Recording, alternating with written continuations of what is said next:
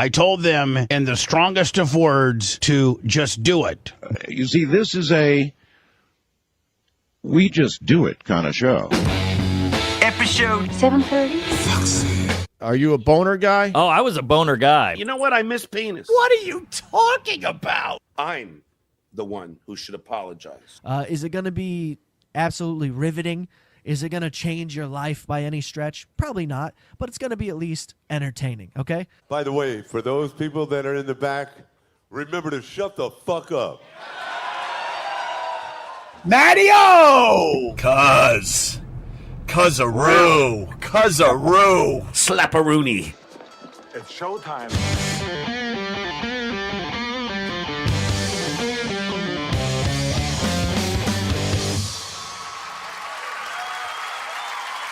WATP. WATP. WATP. Hello, Rubber Dicks and Cuzzaroos. Welcome to another episode of Who Are These Podcasts, the only show that is aging gracefully. I'm your host, Carl. With me every Wednesday, the man who is in month 17 of his epic WATP troll. It's Adam Bush. What's up, Adam? How you feeling, Carl? That look right there. I think I'm onto him. Fuck. He's like, shit. Also with us, a man who worked for Artie Fletcher because he knew one day he would get invited to be a Wednesday guest on WATP from the Creep Off. It's Vinnie Paulino. Well, I have made it. Thanks for having me. It's very impressive to get on here on a Wednesday. Ask Trucker Andy about that. Producer Chris is here as well. Hi. Please go to whoarethese.com. Email address, voicemail number, subreddit, Discord, merchandise, YouTube channel, Patreon, Supercast, bonus shows. We've had a great month for bonus shows. We had another Living in the Past with Stuttering John. And then, I keep promoting this because I feel very strongly that the cross events we're doing with Blind Mike, where we're going through Julia Fox's autobiography, are so fantastic. I was glad to hear Mike talking about this on his show the other day, that we both thought it was just going to suck and we'd make fun of this book, and it's fucking riveting. I mean, it's all made up bullshit, but it's very fun to listen to and go through and analyze. So if you're not on Patreon or a member on YouTube, check that out because I think you'll enjoy the crossovers we do with Mike going through Julia Fox's book. Also, we encourage our listeners, give us 5 stars wherever you review podcasts, then shit over us in the comment section. That's right. We're a podcast. You can listen to us wherever you listen to your fine podcasts. Subscribe. It'll show up right in the app every Thursday and Sunday. You get WATP. Also, if you're watching this live on YouTube, you can support the show tonight and participate as we go. Supertip.gg/WATP. I was late because I was testing it. I was testing the system. Moody decided he needed to make this a little bit more difficult for us podcasters. So he's put in a new barrier of entry for us, but we've got it figured out. So you can go to supertip.gg/WATP to support the program. And we do appreciate that because we got a big one today. On today's show, Artie Fletcher's former roommate, Chuck, will be stopping by. And Vinny has curated some of Artie's best stand-up bits. Nope. For us Don't to tell people that. and indulge in. Don't tell people this is his best. Joe Matarese has started yet another podcast, and the second episode just dropped. I can't wait to show you guys what he's up to. Opie overlooks the ocean as he tries to relate to Tony P, who works on a holiday because it pays time and a half. And he will be here, and the return of Megan to play Is It Gay? And Simon's The Opie or Burr game. They'll be reading your reviews and comments. We'll be listening to voicemails. But first, Aaron Imholte humiliated himself, and he thought we stopped paying attention. He would be wrong about that. Aaron thought he got a real big donation this week. And when Aaron gets a lot of money, he goes into victory lap mode. And we got to see that in this example, thanks to my buddy Bubble Popper, who continues to work diligently, even though this little piggy has been off for a few weeks here. Bubble Popper is our main guy for curating the Aaron content, and he continues to do it. And sorry, Aaron, we're still paying attention. In Somalia, killing is negotiation. Yeah, exactly. And oh my God, good Lord, monkey balls, holy shit, asshole, cock. Do you just have an orgasm? I swear to God, that's how I orgasm. With Tourette's. Holy piss bucket, shit for ass, Jeez, Crow. And I just want to say thank you for making it happen. Thank you. My goodness gracious, Lord in heaven. Pablo Pacheco with $400 says, now that you're no longer on YouTube. Oh, man. So this person who's giving him $400 on Rumble is very excited about playing the Erica song, which is some German march from the 1940s, and also has the White Power Hour lights as emojis in here. So again, Aaron making money from white supremacists, and he's very proud of that. Gets very excited about the racism on this show.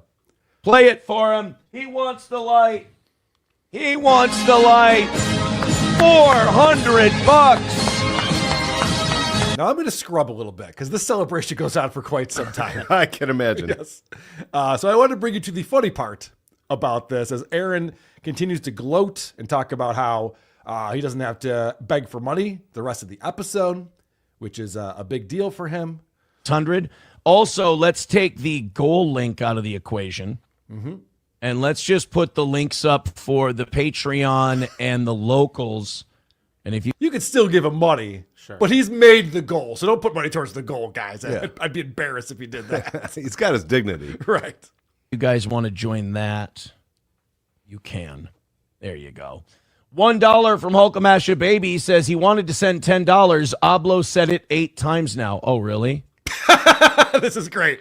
So what happened is Ablo put in the 400 and then was going, shit, I didn't mean to do that. No, I wanted to give $10 over and over again in the chat. And everyone's responding to him in the chat, and Aaron's just going, yeah, we got it. He's not paying any attention.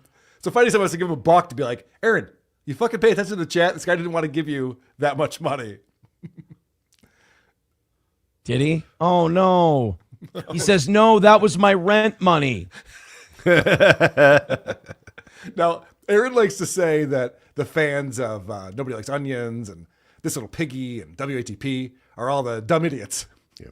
This would be evidence that maybe the people who watch him and donate to his show are slows. I don't know. Just throwing it out there. Oh, shit. I only wanted to send 10. Oh, no. All right, the goal link's going back up, guys. Yeah, that's our first priority. We need the goal more than ever before. Now one of my listeners is homeless, so there's that. Probably deservedly so, though, Yeah, for making this mistake. I don't know how you make that mistake. $10. I understand an extra 0 or 2. Yeah, 40. Yeah, right. But it goes from 10 to 400.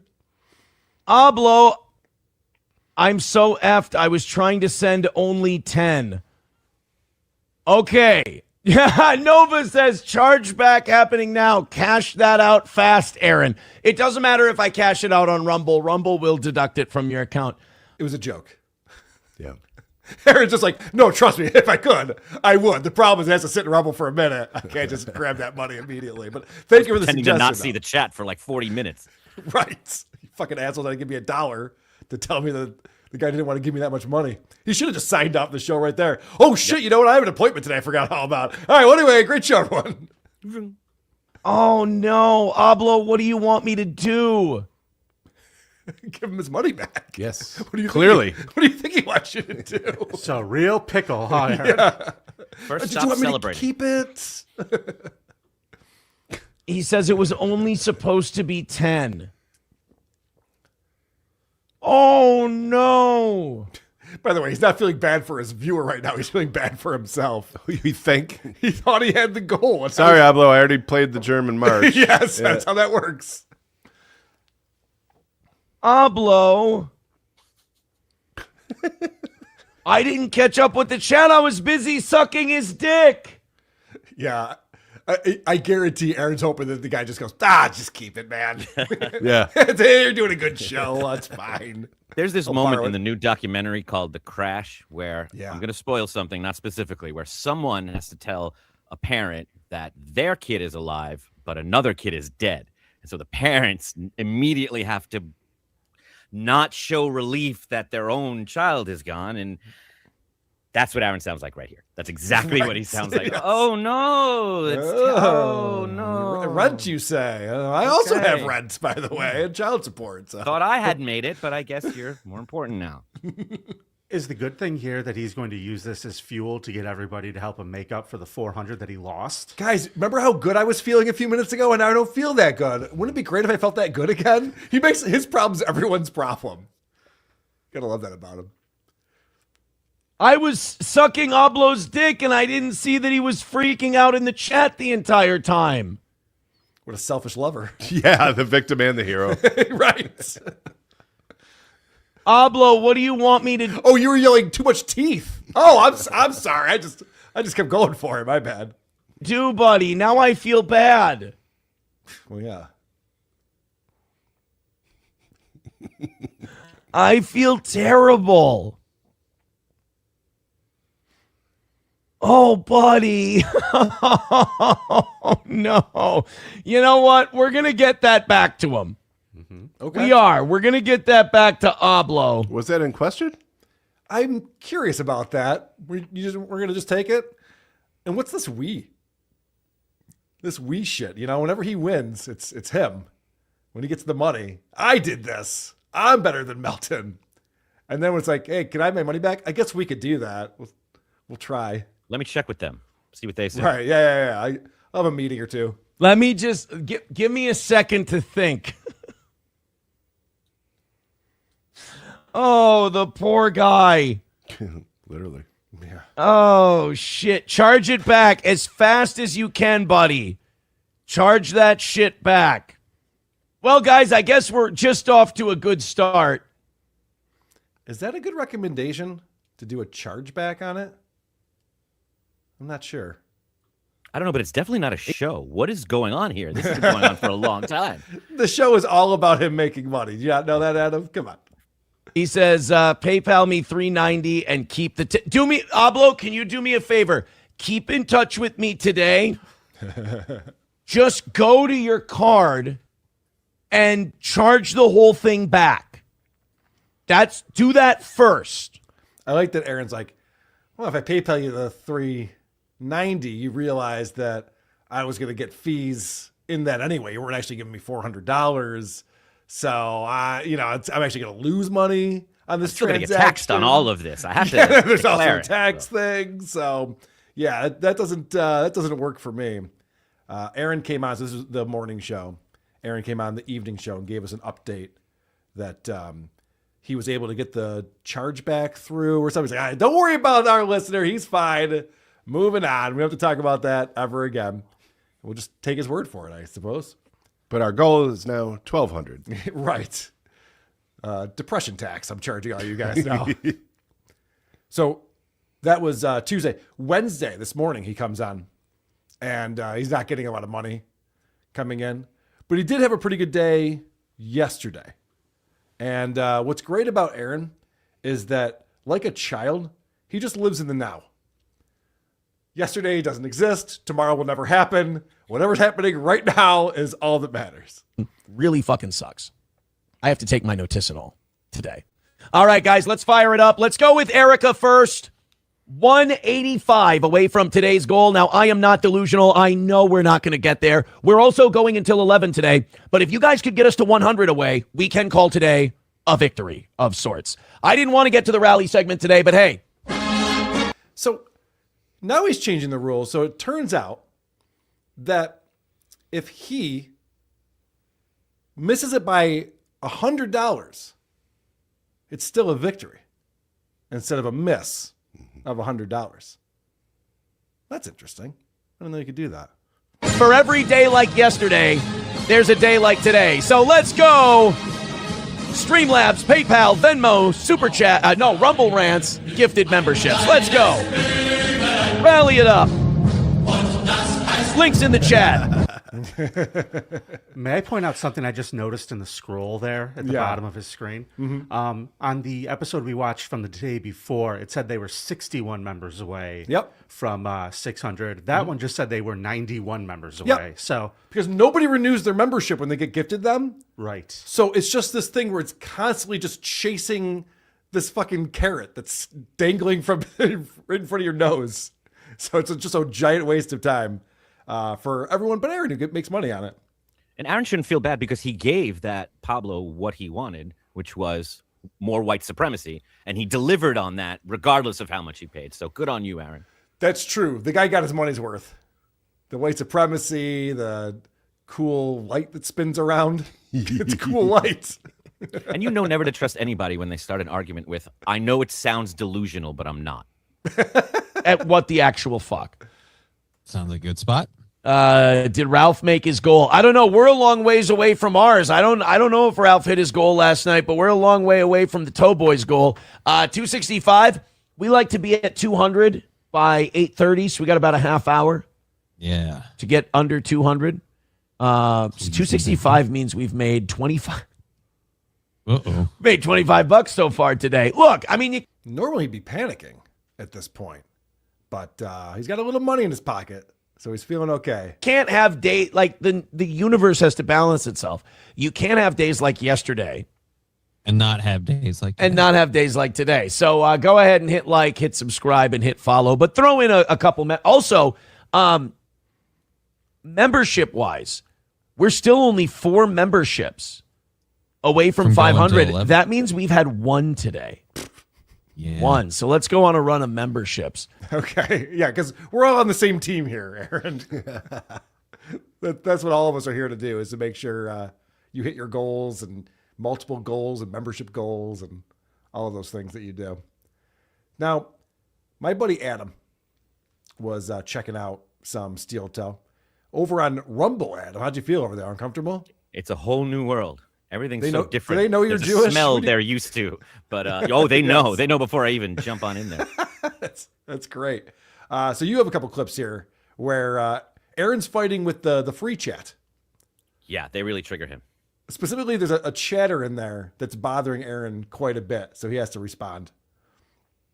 Reagan.com says, you're not autistic, you're insecure. Oh, is that it? Fuck, I thought I was autistic. Guys, Reagan.com says it's not autism, it's insecurity. I really apologize. I led you guys down a primrose path. Reagan.com says, why don't you play the clips you're referring to? Because I know it triggers the fuck out of you and the gay universe you belong to. And it's gay. Could you imagine? I know, everything's gay. Could you imagine someone's like, can you back up what you said that person said by playing the clip of them saying that so that we know specifically what actually happened? No, I do that to bother you. You put on a terrible show where you gaslight your audience and lie all the time. And I knowingly withhold evidence that would support my case because I know it triggers you. Right. And you know that he's triggered because he brought up the word trigger. Right. This is just like Chad Zumock. Like, there's an obvious tell with Chad. When he has evidence of his point, he shows it. Like, literally show and tell. He made $500 at a comedy gig, and he had to pull out the money and show us. See, I had $500. Like, cool, Chad. And when he's lying, he's like, I don't have to show you guys shit. I'm not proving anything. And Aaron's the exact same way. It's just and this was very Stuttering John. Like, he gave a speech about how he's autistic now. He's an autistic Catholic. This is his new character. So I just, I'm looking, and somebody says in the free chat, you're not autistic, you're insecure. Yeah. And he can't let it go. He can't let it go. If you were really diagnosed by a doctor or by someone with something, it wouldn't take a free chat to trigger you. Also, when someone's saying you're insecure, you should be like, no, I'm not. I'm not defensive. You're defensive. Right. It's like that, obviously, you're very insecure there, Aaron. You belong to, and I know I brought you guys to the brink of insanity. And if you tell Aaron to play the clip, it means you're part of the Dabbleverse. So, if anyone ever says to Aaron, "Hey, can you play the thing that you just said happened?" Do you have an example of that or something? Oh, you're part of the Dabbleverse, or the police, or a legal team, or the court, or anybody that demands proof or evidence. You guys to the brink of insanity, and I'm just gonna keep poking at that wound. Keep letting me know what triggers you so I can keep teasing you about it. By the way, TLP tapped out to the toe. Carl tapped out to the toe. They all tapped out to the toe. Is he not familiar with my new show, Dabbleverse Live? We cover him like every week on there. Tapped out to the toe. How dare you, sir? Ankle lock, bitch. Ankle lock. All right, let's go back. Speaking of Dabbleverse Live, Blind Mike's on vacation this week. I have Cardiff Electric will be my co-host tomorrow on Dabbleverse Live, 4 p.m. Eastern on the Who Are These Podcasts YouTube channel on Thursday. And I was watching Cardiff. You know, he made his big triumphant return from his trip to Italy, Vinny. Mm-hmm. Seems like he's a little bit more into it than you. You just put on a jersey and act like you're Italian or something. My grandparents liked it so much they left. So good point. That's a good point. But he made a triumphant return. And even Cardiff was mentioning he might be interested in some of the steel toe stuff. It's getting pretty wild over there. So I'll try to get him on my side on this and see if he can get him interested in it. Interesting. In your next clip, it looks like Aaron's starting to crash out over this one specific chatter that he doesn't care about because he comes from, the Dabbleverse. Raggin.com, stop letting me know what triggers you. It's fucking, dude, this guy legit, guys, go make fun of Raggin.com in the chat. He is crashing the fuck out. Okay. This is the thing that shows me what a pussy Aaron is. He legit needs other people to fight his battles for him. Hey, can everyone in the chat make fun of this guy that's bothering me right now so that it hurts his feelings? I was watching, so Patrick Melton made his big return. Nobody Likes Onions has been gone for a while. Patrick's in a lot of pain, apparently. But he had to come back because Mersh got dumped by Ice Dancer. And so, I know, I mean, duh. So anyway, Mersh was doing the same thing that Aaron's doing right here, where Mersh was going, and guys, I can't tell you what to do, but if you could all just stop communicating with Ice Dancer and just, ignore her from now on, that'd be great. It's like all these idiots want to have their own version of the pests from Opie and Anthony that just do their bidding for them. And the beauty is, Opie and Anthony never asked the pests to do anything. They just did it. Aaron's sitting here going, hey, if you guys can go put funny Hulk Hogan memes on their Facebook page right now, that'd be great. It's like, Anthony and Jim never said that. Because they don't need it. They believe they are the best qualified to fight their own battles and would prefer if they were the ones given the chance to do it because they would be best at it. I'm worried for this Reagan.com guy, though. I have a feeling the chat's really going to turn on him now they've gotten their marching orders from Mr. Imholte.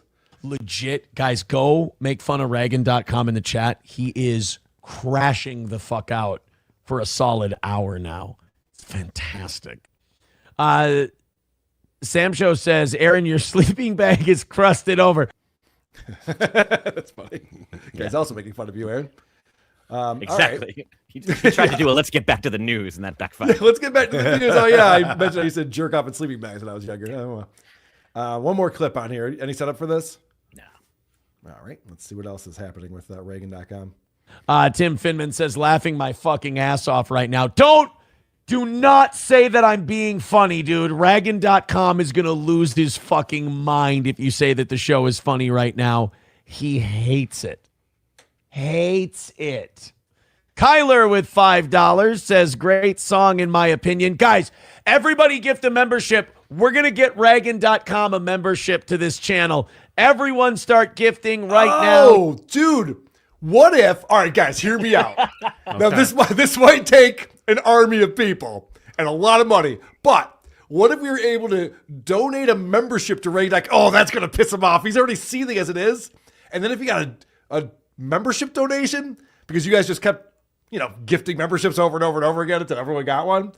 Oh, that'd be even better than making fun of him in the chat, guys. You know what fun we were having with that? It's fucking Machiavellian, this guy. I know, right? It's like we don't see through this. You know what would really piss him off? If someone gave me $100 right now. And then you guys elected me king? Everybody gift a membership. We're going to get Raggin.com a membership to this channel. Everyone start gifting right now. You get a link with it. I mean, is there any difference between him and Darkside Phil? This is identical to DSP, where he just starts ordering the people who are watching him to give him money. Gift him up. Click that little gift bag down in the bottom left of your chat, and let's get Raggin subscribed to this channel. Is Reagan.com going to be okay, Adam? I don't know. He makes gift bags sound so gross. But they were actually, there was a mutiny in the chat where they were, half the kids were trying to get Reagan.com to be elected mod. Oh, really? Yeah. His rallying against Reagan.com didn't work. See, I thought that the Rumble chat liked him, but it's 50-50 on Rumble too. I mean, most people seem to like him. I don't know who those other people are in there. Like, no one's like, shh, I'm trying to listen to this. It just feels Right. like weird political sides or like, Did we lose you, Adam, or you just trailed off there? No, I'm Reagan.com. I'm Reagan.com. Adam is the one fucking with. Sorry about that. With Aaron right there, and I could tell you were spurging out. Yeah. You should have seen the text message. You were crashing out. You should see the text message I was getting at the same time. Like, we can't defeat Aaron, Carl. Abort. I'm so close to tapping. I'm so close to tapping. Right. I was just coping. So Adam called me crying, right? Yeah. And I was like, Adam, we're never going to defeat Aaron Imholte. This isn't our battle, all right? He's won the war. We got to get out of there. I can't live like this. It feels like there's an ankle lock around me. I can't move. I'm not free. Please, Aaron. We got to call a truce on this one. So what'd you guys do after? Just seethe, or what did you do? Yeah, well, there's a lot of seething, and then coping. The coping happened. I'm not sure which order it was, to be honest with you. I have one more clip on here. This I find hysterical. Aaron, before Memorial Day weekend, he has the kids. Now, Aaron claims he has 50% custody of his children. He doesn't pay a ton in child support. Don't ask me why I know that. Oh, because he tells us. And so in order to not pay a lot in child support, he has 50% custody, and he's got the kids for the big Memorial Day weekend, and his parents have a cottage by the lake. So it's his turn to take these brats to the cottage. Fuck. SP and I are trying to figure out this weekend and how much time to spend at the lake. It's going to be such a dog shit day. My cousin and I were texting. He's like, are your kids, because like he has kids a little younger than mine. And he's like, are you going to the cabin tomorrow? I'm like, I really don't want, like the kids want to. It's going to be literally raining all day and be like 50 degrees. So I really don't want to go tomorrow. He's like, neither do I, but my kids really want to go. These poor parents, you got to spend time with their children indoors. They can't just get out of the boat and go ignore them and stuff. So Aaron's very upset about this. He has to spend time with his children at the cottage. And I think what he was trying to say was, if you tell me yours aren't going, I can convince mine not to. It's like, what are you going to do? You're going to sit in the cabin, or you're going to sit in Grandma and Grandpa's camper, and we're just going to sit inside doing nothing. I mean, you could probably play games with your kids.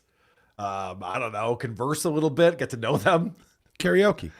I mean, karaoke is one of his favorite activities with the kids. Study the Bible, learn about Catholicism. That's a good point. Yeah, aren't you converting your kids over to Catholicism? You could show them your picture books about trains. What did you think? And I'm not a parent, and many of us aren't in this room. But autism. What did you think that if you only saw your kids 50% of the time, and they don't really live with you full time, that you'd be like excited to have like a rainy shut-in day? Hey, we're all trapped in here together. Let's spend some quality time, kids. Let's watch a movie. Let's play a board game. Let's do something. And Aaron's like, this fucking sucks. I have to spend time with my fucking kids. So that's my cousin. Your kids suck too, right? You also hate your kids. Can we all both agree that our kids suck? We don't want to be with them?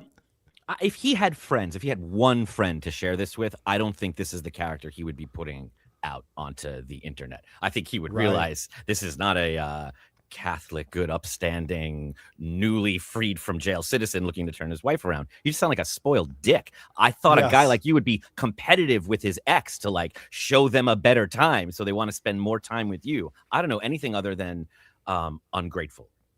Especially because the kids are like, we want to go to the cottage. Like, the weather's going to suck. Yeah, but we love the cottage. We want to go there. Fuck. If only the kids were watching this. Yeah, right? Well, it gets worse when we hear about Aaron's parenting style. Inside doing nothing all day today. Instead, we could be at home. We could eat something nice. We could pack all the stuff we want, get all our chores done in the morning. Listen to this. This is not a good selling point for these kids who want to go to the cottage. Or hear me out. What if you all did chores at my house? Who wants to go to bed early? I'll race you to sleep. Because like my son dropped his tablet recently. We had to get him a new tablet. And to kind of teach him a lesson about dropping his tablet, he has to do $20 a month. That's what his new tablet is, worth of work. Okay. This is wild. Aaron's son dropped his tablet. Who's dropped their tablet before? All right, we've all dropped our tablets. To teach him a lesson, he has to do $20 worth of work every month. How much is this tablet? Well, he's going to tell us how long this is going to go on for. And so he picks up Gordy's poop in the back. He has to clean up dog shit. Yard every weekend. He picks up Gordy's poop, and I told him you're going to do that for the next 2 years now. 24 months he's on duty. What did he do? Like finance the yeah, I guess tablet? I guess so. What the fuck, bro? Dude, this is just Aaron being such a lazy, horrible dog owner. He's like, I don't want to fucking clean up this dog shit. I'll just let it accumulate over the week. And then when my son gets here, I'll let him clean it all up. Yeah, I don't think the tablet costs that much. I just think there's that much dog shit in the backyard. Right. 2 years worth. Yes. The fact that that's a punishment, not already like a part of the everyday routine that goes on. Like punishment is for something unique, not for the daily things that the family does. It's a thing that Aaron doesn't want to do. Yeah. So we found a way to make it so now it's his son's problem. If this kid had an actual iPad, he'd be hosting Steel Toe Morning Show to make it up to him. We're going to do a midday show during the summer with my son. Yep. And that's going to be your payment for dropping your tablet. And so, like, he can get that done tomorrow morning. We can get all our clothes packed, spend 3 lovely days and nights at the cabin. But we don't have to go when it's fucking gray and rainy and cold as shit. Forget that. Yeah, there's no basement to escape to. Why would I want to be in the cabin with my kids? We'd probably be in the same room together. Could you imagine? Well, the kid doesn't even have a tablet to keep himself occupied. He's going to be talking to me the whole time.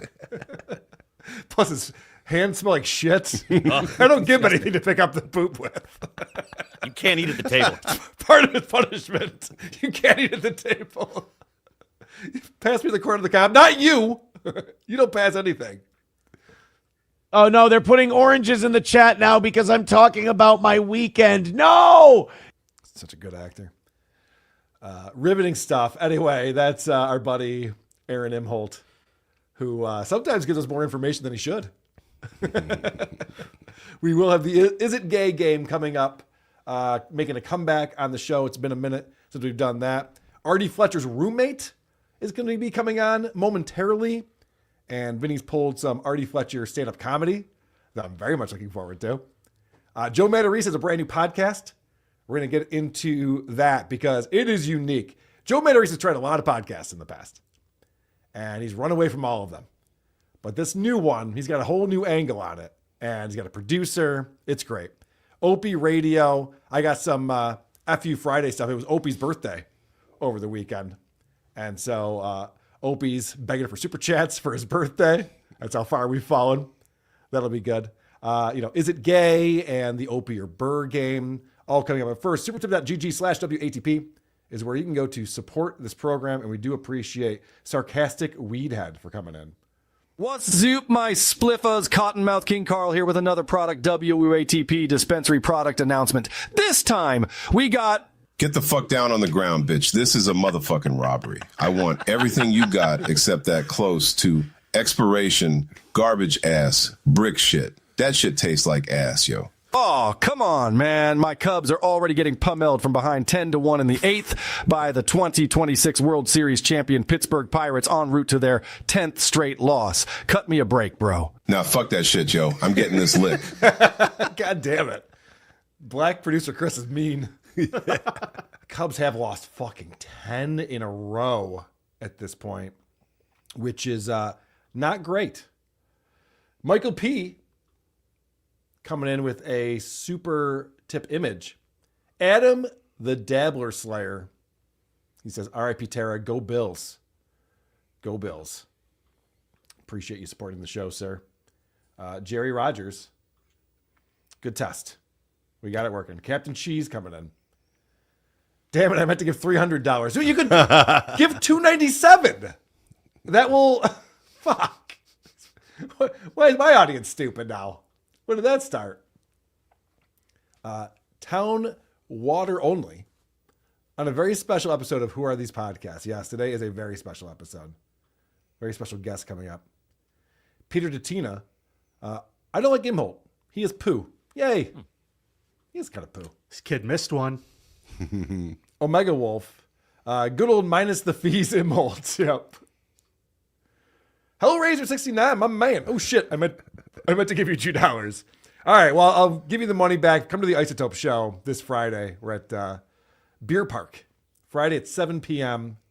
So Hellraiser, we'll see you there, buddy.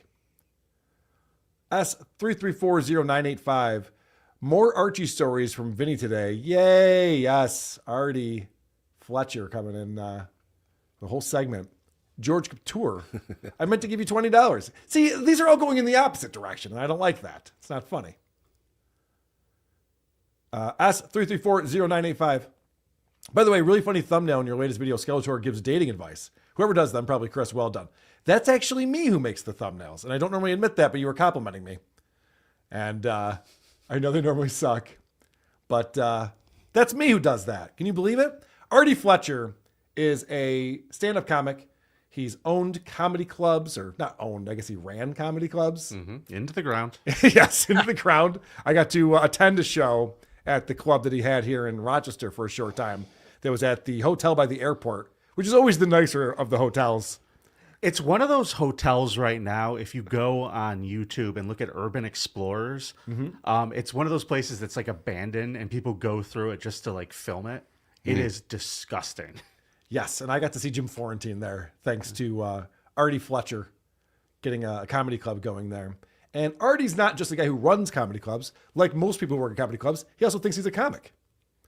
And Vinny, you've told me before, and I don't know if this is true or not, but you've told me that Artie puts everything he's ever done online. Correct. Every TV commercial, anytime he's a dead body on Law and Order, anytime he's doing anything. He would kill to have been a dead body on Law and Order, Carl. I know. He was the guy who found the body I then know. immediately walked out of frame and was never seen again. And won an Emmy for that Well, performance. nominated, guys. Go He didn't figure. win. You can check that. It was Why is he nominated. holding an Emmy in so many of the promos then?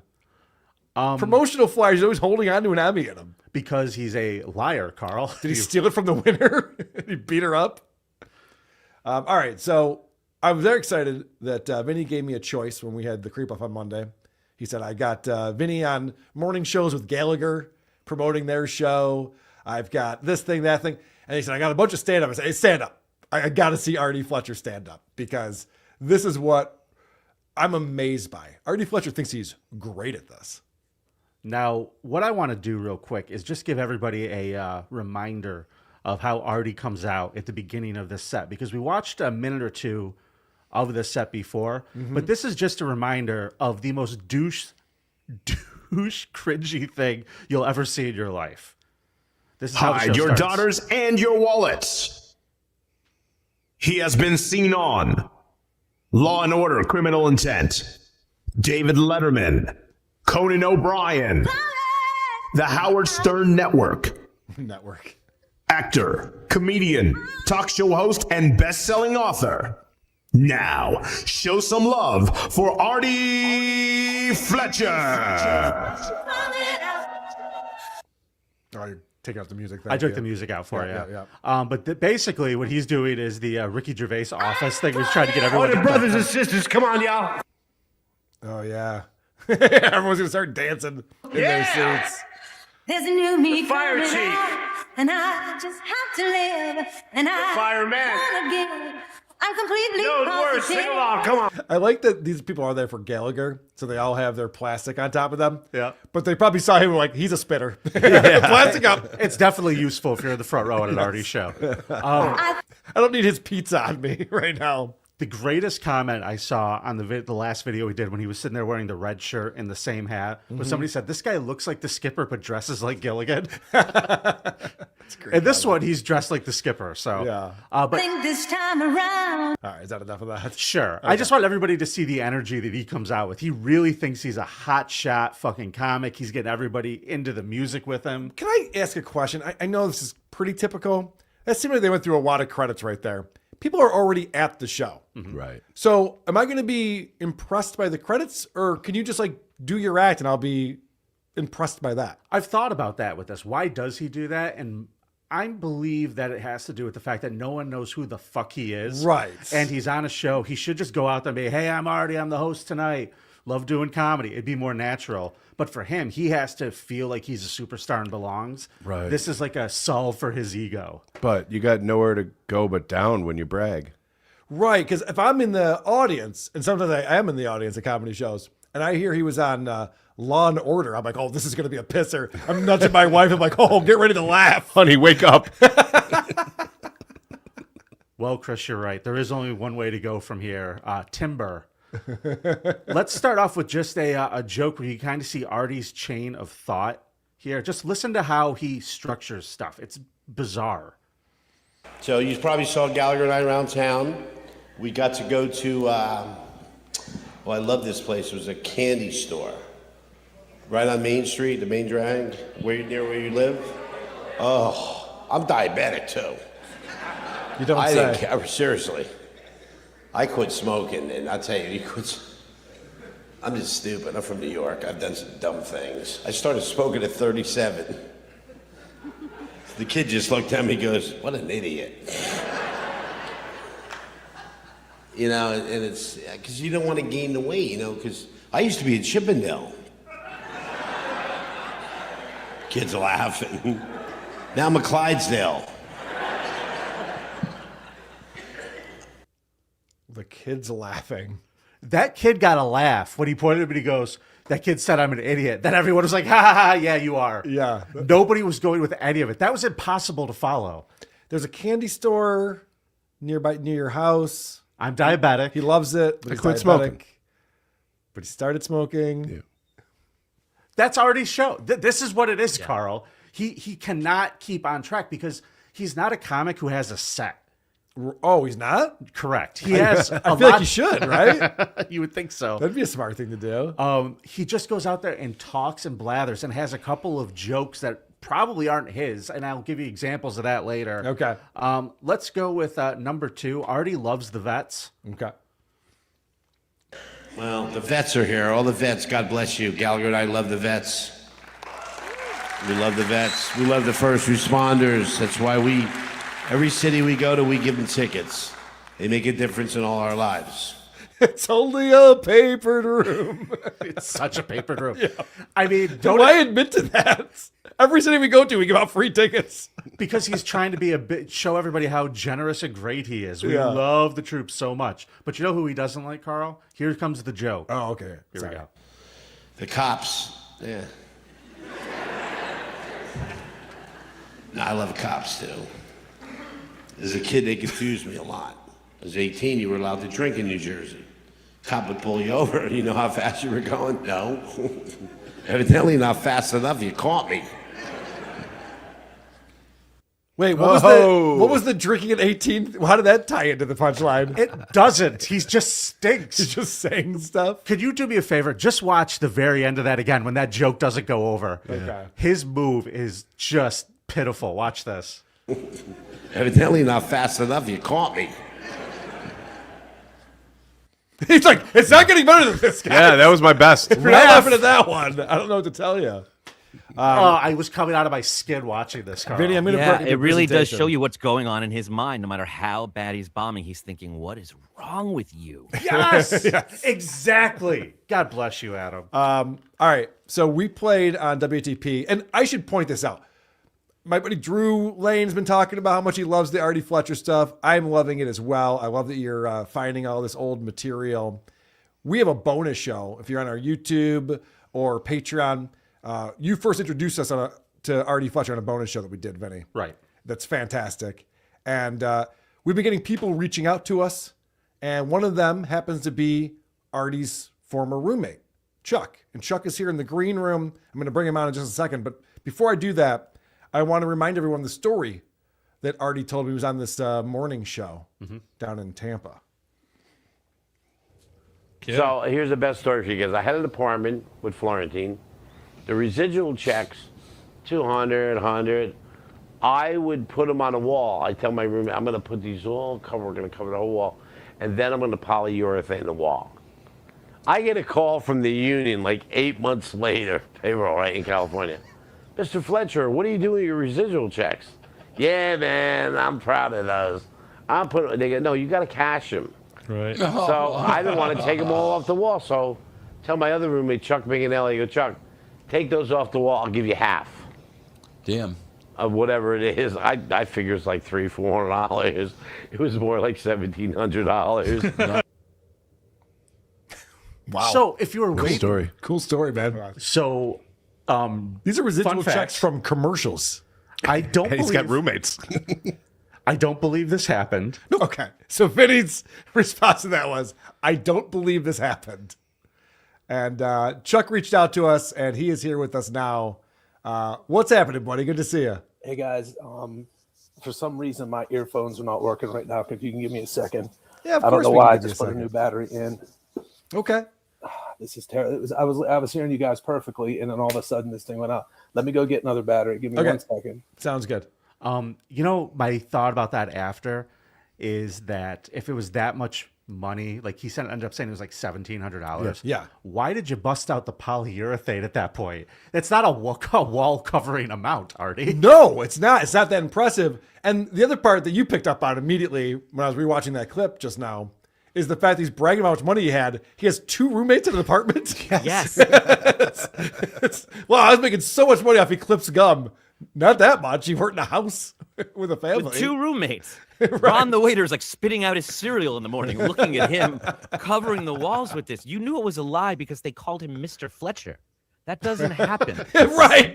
Mr. Fletcher, why aren't you cashing these residual We're concerned. checks? The Screen Actors Guild is calling Mr. Fletcher about less than $2,000 worth of unclaimed residuals that go into your unclaimed property department and then go to the state. At no point does SAG reach you out, even if they've been sitting there for years. They don't call you and help you with this. That's not their problem.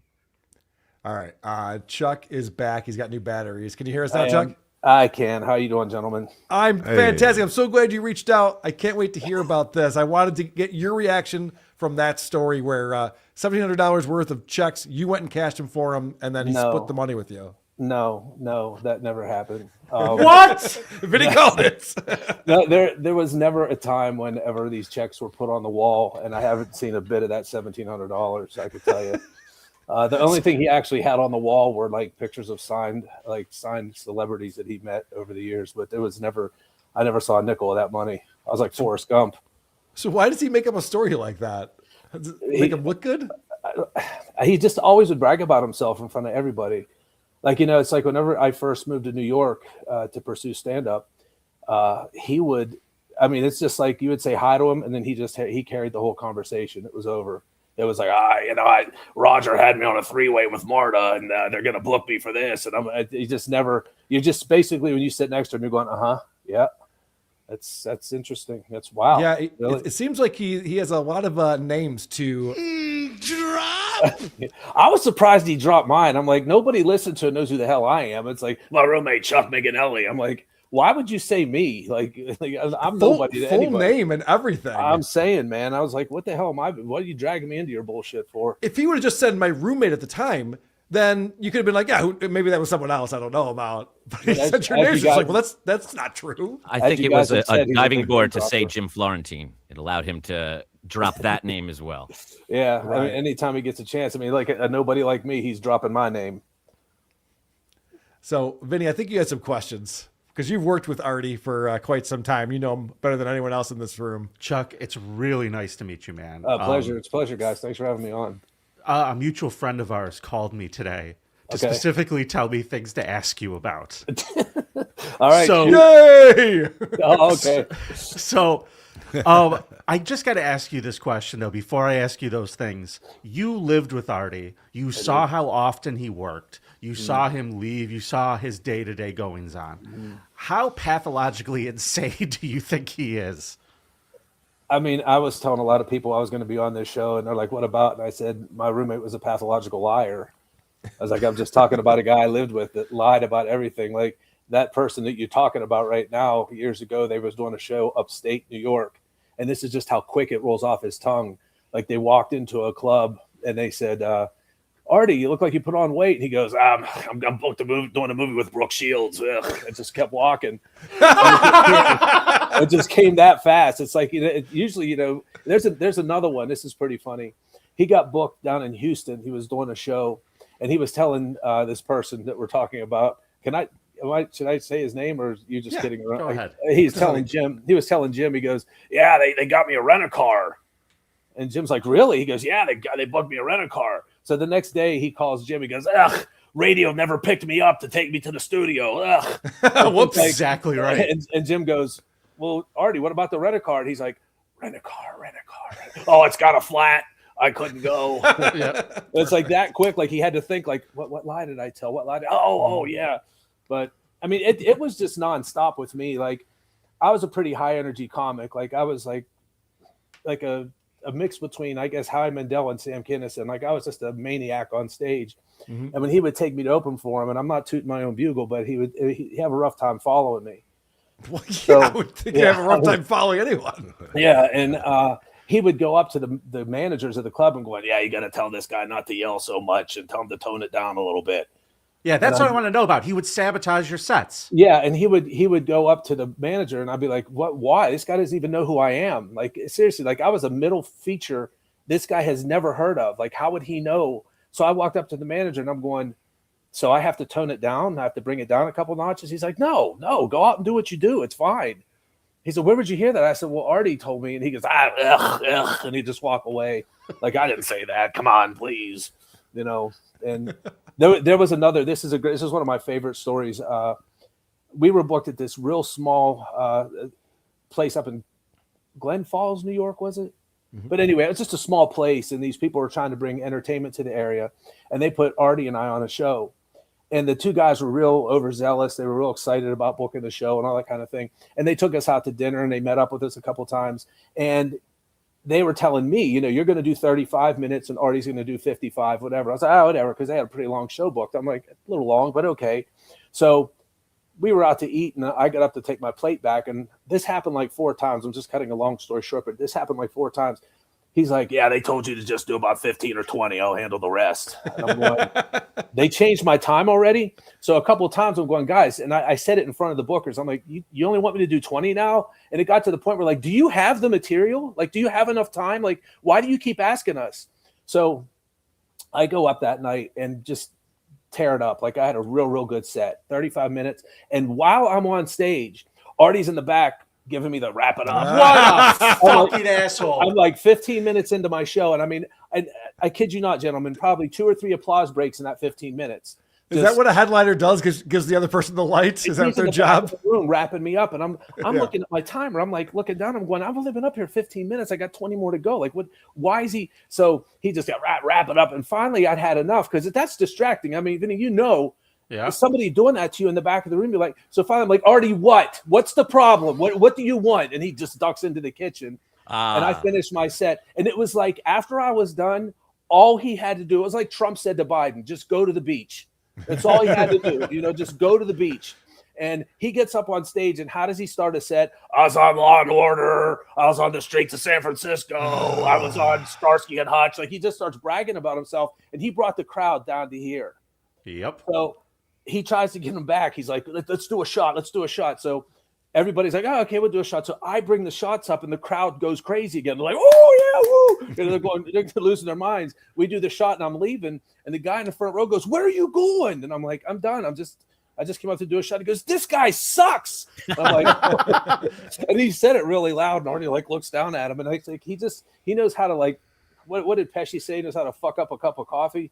Yep. And he did that a lot. Like every show I went to with him, he, like you said, would sabotage my act and try to get me to not do well. can I just say, professionally, how bad it is to tell somebody to do a different time than the bookers told you? Yeah.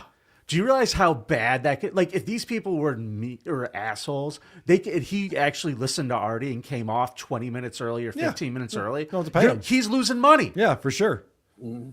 It's such a dirtbag thing to do. It must be a compliment to you, Chuck. You must be a good comic, because I think if you weren't doing well, he wouldn't be doing any of that, or feel like he had to handicap you so you're not as good as him. I mean, when I'm not in the business anymore, but when I was getting into it and I was trying to, Well, not great, but better than Artie. But what I'm saying is, I had guys like Jim Florentine, Jim Norton going to bat for me, taking me to open for them, saying, "We'll help you fill your schedule." Especially, mostly, well, I can't say mostly, but both of them really made sure I was taken care of when I moved out there. But neither, like I opened for both of those guys, and neither one of them, Jim and Jim, would say, "All right, just don't do this and don't do that. Just go do what you do," and it was fine. They're confident. There's that. And I was just always wondering, like, and then Artie's good comeback was every time he would do something, he's like, ask Jim, ask Jim. And I'm like, I'd ask Jim. Jim would have no idea. Like, I don't know why he's having you asking me that. It's dumb. Did you ever ask him why he lit you early? Did you ever say to him, what was the deal with that? You know what? This was so long ago. I think he knew. I just, after the show, he had women around. So I guess it probably just escaped him. He was excited that there was broads around. So he just didn't, All right. Chuck, I want to keep you on. We're going to watch some more of Artie's stand-up routine. Okay. I'd love for you to help us crack wise as we analyze the comedy stylings of one Artie Chuck, Fletcher. These guys don't understand what PTSD this can be. They really don't know how awful. Remind me to tell you when we come back about his CD, but go ahead. Oh, okay, yes. We were going to have you on for 20 minutes, but now we're just going to have you on for 10 minutes. Look at this. I got a whole boatload of stories to tell you. So. Oh, good. Okay. Chuck, get off the stage, Chuck. What? You want to go to clip 3, Vinny? What's next? So I called this clip Hackamania because there's a lot of things that hack comedians like to do jokes about, and Artie does pretty much the hat trick during this segment. Let's start with this one. Let's talk about his colonoscopy. Just like when you get older. Walk in the doctor's office, he goes, "You're of that age now." Okay? You have to get a colonoscopy. I can't even spell that. Or say it. What is that? He goes, "We're going to put a camera up your rectum." I don't think so. 20 years ago, maybe on a dare, maybe. He goes, "We got to check your colon." I go, "What happened to the white glove and the 2 fingers?" I was good with that. Right, big guy? $75. I look forward to it. Once a year, the doctor you had as a kid. He's got to put those fingers up there. And you got to mess with them, because now I'm older. I'm looking at him, I'm winking. No, you're okay. That should keep the glove, Oof. Well, would you like to know how that joke ends, everybody? I sure do, but I just want to point out that John Melendez, who claims he's not a hack, has the colonoscopy is a real pain in the ass joke. So, oh yeah, surprised that one didn't enter into that set. This is the domain of every hack middle-aged comedian. Let's go number 4, Carl. Let's see how how he wraps this up nicely. So I go, "Well, how much is that?" $2,000 for a colonoscopy. I go, "So you're going to bring a camera crew behind my ass, and you're going to take pictures. You're going to bring scaffolding in and stuff. I'm going to bend over. Yeah, this is a good deal. Maybe at happy hour you should do this, but no." What? I go, "How much is it?" He goes, $2,000. You got that? Yep. Yeah. Well, what do you say we cut out the middleman? How about if I run over to Walgreens, buy a throwaway camera? I'll shove it up my ass. Throwaway? Click, click, click, click. Here's your film. How's that? You know what I mean? See how I am, I think. Use my head. Wow. That audience is dead, by the way. Well, there are children there, and their parents are probably sitting next to them, and they don't know what to do about this. It's a Gallagher show. When he starts busting out the colonoscopy jokes, everybody's like, thank God we have the tarps. How does he say it? Colonoscopy? Colonoscopy. Colonoscopy, yeah. He said that Gives up at the twice. end. I got to tell you something real quick. This is pretty funny. Years ago, Vinny, do you remember Ray Garvey? Ray Garvey was he owned a comedy club in Brooklyn. It was called Pips, and Jim Florentine got me in with him, and he was booking a show down at the Borgata Casino, and it was just a quick 10-minute show. It was a tag team show. I go up and do 10 minutes, and I bring the next guy on, and it's over because casinos, they don't want you away from the tables for too long. So I had done it, like I did it once a year, paid $1,000 for 10 minutes every night. I mean, you couldn't beat it, right? Got put up at the place. Well, Artie was jealous that he wasn't getting this. So I go home, and on the search engine, it said Borgata. So it's B-O-R-G. He was searching B-R-O-G. And he's like, I come home, he goes, what's the name of that place? I was looking for you. And I'm going, it's the Borgata. And he goes, I've been looking that way. And I'm like, I don't know what to tell you. Then I go in the search thing, and I'm like, oh, you dumbass. It's not Borgata. It's Borgata. But when I when I first moved down there, like I said, they were trying to get me some stage time, so they took me over to Pips. Now, Pips it's a tough Brooklyn crowd, just get your feet wet in New York. It's good to go over and do that. So Ray, may he rest in peace, he lifted jokes too, but he didn't. I don't want to say his whole act, but a lot of the times he would lift his sack. So Artie was so busy talking about himself in the corridor during the show that Ray went up in front of him and did Artie's whole act. He went. How long did that take? Carlos Mencia move. But what I'm saying is, I won't say his whole, but he did like 15 minutes of his stuff. That's of his like main stuff that he does. So Artie, like, give it up for New York City's bad boy Artie Fletcher. So Artie goes up and he's doing these jokes, and the crowd is just going. The other guy just did that. Like, he's stealing his jokes. The other guy did, Artie was just like, ugh, and, good night. And he just leaves and just comes out of the club. And Garvey was pissing himself. He's like, why would it's you like do in that? his bio how he adjusts to any situation and any crowd. He lasted probably 3.5, 4 minutes. He's like he took my airline jokes. I'm like, they're not your airline jokes. They're everybody's airline jokes. They're pretty much public domain. I mean, it's like you said, there's like the hack thing, like this, the topics that you don't talk about. Like, he was still doing John Bobbitt jokes when I left. What year did you leave? Well, he moved out. I lived with him for about 7 years, like from 2000 to 2007. And it got to the point where, like, when I finally got to know him, I would go straight back to my bedroom and just stay there because otherwise, I got to listen to him talk about all the 3 ways he had on the phone call with this person, and they're booking him here. And he's the only guy, like, if you know I'm talking about, he's the one guy that tells you how much he's getting for every show. Yep. I'm getting $1,200. Roger got me a corporate for $5,000, and I'm going. Then why are you trying to borrow money from me, Chuck? I was just on with Drew Lane yesterday. We were talking about Artie Fletcher. And I go, yeah, he's like Stuttering Johnny has to tell you how much money he made. Like, there was a gum commercial he did, and Drew just yells out, $74,000. I'm like, yes, we all know the exact amount of money Artie claims he made. I reminded Jim Florentine of this. When he got that, SAG-AFTRA was on strike, so he crossed to get it. So that wasn't even a union-paying gig. So there's no way he got that kind of money. So that's why he got the job. That's why he got that gig. And Vinny, he had to fly to Canada to shoot it. It was a Canadian commercial. I knew it. I had heard that. It wasn't a Canadian commercial. They had to, because since SAG-AFTRA was on strike, they shot it up in Canada and they aired it down here. So there was no like big residual because it was a national commercial. Adam is seething right now. So Adam's he probably made like $1,500 tops.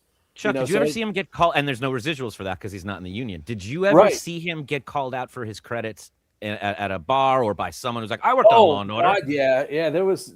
What would he do when somebody questions that or accuses him of lying? Well, this didn't happen to me. It's a Jim Florentine story, but I remember him telling me they were at some VFW just on some kind of one nighter, and Jim was sitting on one side of the bar and Artie sitting on the bartender, and I heard Jim goes. The bartender goes, "Oh, you're so full of shit. That never happened. Bullshit." And she comes over and she says, Jim, tell her I was on Days of Our Lives. And she goes, I watch the show every day, and you were never on there. I'm telling you, I've seen every episode. This guy's full of shit. Boy, Roger got it for me. But yeah, he got called out a couple times in front of that. Not so much me. I don't know, because we would go to places where people just believed him. They believed that he got what he got. Yeah, it has a big impact in the Midwest, and they just treat you differently, or they're just very excited. Well, there was one time where he dating a younger girl, and Jim was out with Bob Levy. They were all out somewhere, and this new girl he was dating says, Artie, tell the guys who were you golfing with? And Artie was like, Perry Como. He's like saying it under his breath, Perry Como. And she's like, oh yeah, like you tell the guys you were golfing with Perry Como the other day. And Artie's like, Jim's like, yeah, you never told us that. Why didn't you tell us everything? And he's just like bullshit. And like the thing is, like, why would you tell a young girl that you fucking golfed with Perry Como? Right. She has no fucking idea Yeah. who Perry Como is. Not Like, impressive. say that Chester Bennington or something that you went golfing with the guy that was sang for Lincoln Park, not friggin' Perry Como.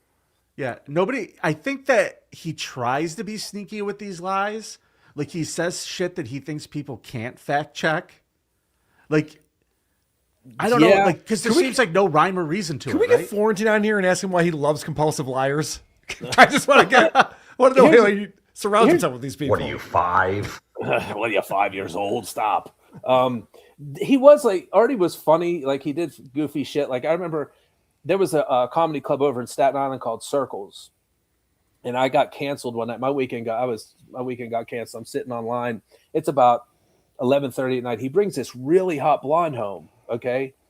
And I'm just sitting online. Artie comes out after he bangs this girl bare ass naked and stands with his hands on his hips and just starts pumping his erection toward me, just like being goofy and shit like that. Just like he would do Hilarious. stupid like that, but he'd just be like, "Look." No wonder you lived with him for 7 years. Yeah. How fun. And he would streak not through the goofy. apartment. That's more than goofy. That's He would streak through the apartment sometimes just to be stupid. It's that kind of stuff. Like we were coming home from Florida one time, and we both got bumped up to first class because we kept, if anybody has flexible travel plans, and we would do that. So Artie sat like in the back of the plane. I sat in the front in first class. Well, I'm sitting there getting my stuff together, and this real old lady's coming down the thing. He's like, oh, because every time he saw a hot girl, he would do that. So I'm like, I get up and look, and there's this old lady with a walker walking down the thing. I'm like, Jesus, Artie. So he would just do goofy shit like that that would make me laugh. But yeah. He should have tried making people laugh on stage. Like that. If you know him like that, he was funny. But man, I almost forgot this one. There was a club in Hazleton, PA called Shenanigans that he booked. It doesn't matter who ran it. It's cool. Yeah. Okay. But we were doing a show there, and after we did the show, they had like a DJ. Now this is a Saturday night. He had the DJ stop the music to announce to the crowd that he just got signed to William Morris. He just got the phone call that he got signed to the William Morris agency. And I'm thinking nobody in that industry works on a Saturday night to call Artie Fletcher at 10 o'clock at night in Hazleton to let him know that they're signing him. That would have been signed, sealed, and delivered on a Thursday afternoon whenever they're working. But he stopped. And then here's the thing. Everybody in the bar is looking around going, what the fuck is William Morris agent? Right, It's very they don't even know what it is. But he thinks everyone's rooting for him. That's good. Yeah. Ladies and gentlemen, Artie is going to play golf with Perry Como tomorrow. Let's give him a round of applause. And he would – I'm sorry. Go ahead. I was going to get back to some of the stand-up here because Vinny's curated some great clips for us. Some more hack premises. Yeah, here's some more hack bits. Tell me if you recognize this premise from anyone we know stand-up, Carl. Number 5. All these drugs out. You get older, and they tell you about Cialis and Viagra. You have an erection for 4 hours or more, call your doctor. There's not a man in Topeka or in the world that's calling their doctor. If you got an erection for 4 hours or more, Irish guy, come on. I'm in New York, I'm Mexican. We're calling everybody we know. Mira, Jose.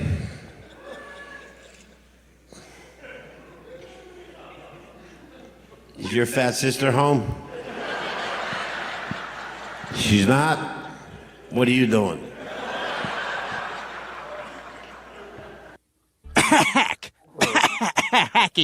What I like about it is at the end of it, that was actually some of his better jokes during this. Yeah. And he still at the end gave up. If you watch him, he's just like, ugh. I mean, the idea that every single fucking comic, when they heard if your erection lasts 4 hours, like, I got to do act, I got to do hour. Let's put out a special. Yeah. Artie got a new hour anytime he went out on the road. He would always come back with it. Every time he went out, like, and this is one thing, like if I asked Vinny, can you produce your comedy book where you write your bits? He'd probably hold up 3 or 4 of them. Artie didn't own one. He never had a comedy book. Like I had I don't always go to the drugstore to buy another one because it fills up. You just might not even be writing a joke, just a premise or something that you had an idea about. He had none of it. But every books time written for him with his you got to read his jokes. You got to read his book, like his Bloodshot Eye one, whatever the hell. You got to read whenever we got into the damn car accident. That was hysterical. Did he ever make an audio version of that? He said on a show that he was recording one. I can't find he it was anywhere. never. No, I can tell you right now, he was never recording. I hate reading. Could someone read it to me? But you do have to read it. Like he made it look like this. I mean, we walked away from the accident. We got into the ambulance together, with the paramedic. We walked in, no gurney. And in the book, he was laying on his deathbed. How am this is my life. How am I going to perform again? I'm like, I'm reading this going, what the fuck? This never happened. He makes me out to be a big asshole in it. Oh, so my roommate's an asshole. Like he's being real sarcastic. I'm like, what the fuck did I do? I'm like, and he was mad that I actually got a settlement out of it because I listened to our attorneys and he was running to every doctor for a bruised toe. So I could probably feed this thing to AI and get Moody to make a Artie Fletcher voice to read this book to us, right? Yeah. Okay. Hey, Chuck. Yeah. How successful with the ladies would you say Artie was? Well, he was like goofy and funny, so good until they realized how much of a liar he was. He didn't Liars do bad. get pussy, by the way. That's a good point. And again, any of you incels out there, that's a really good note to have.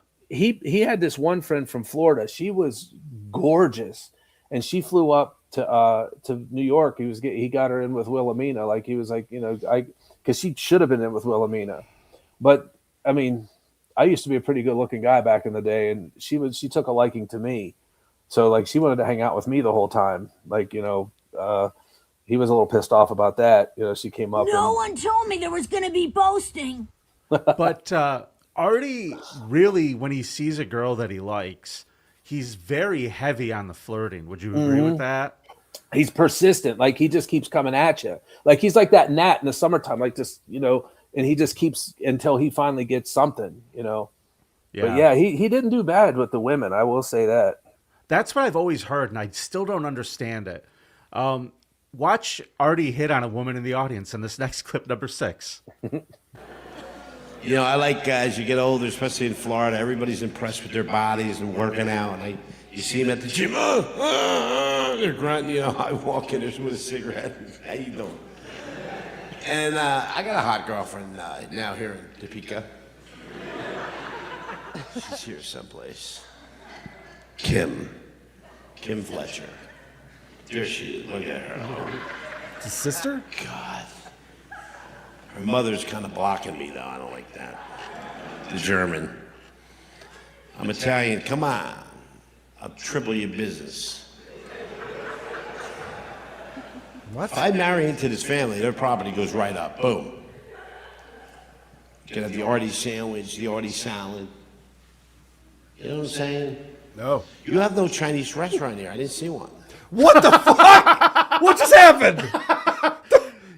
He zoned in on being horny, hitting on this woman. Yeah. Lost the entire audience. Just talked to her about things she would understand because he thinks he's going to get a piece later because he's interrupting the whole show. I thought he was just making that up. There really is a Kim Fletcher? No, he was saying she's going to be my next wife. wife. All right. Kim Fletcher. That makes sense. And you're going to feel really silly when he ties it all back to the candy store on Main Street. Right, yes.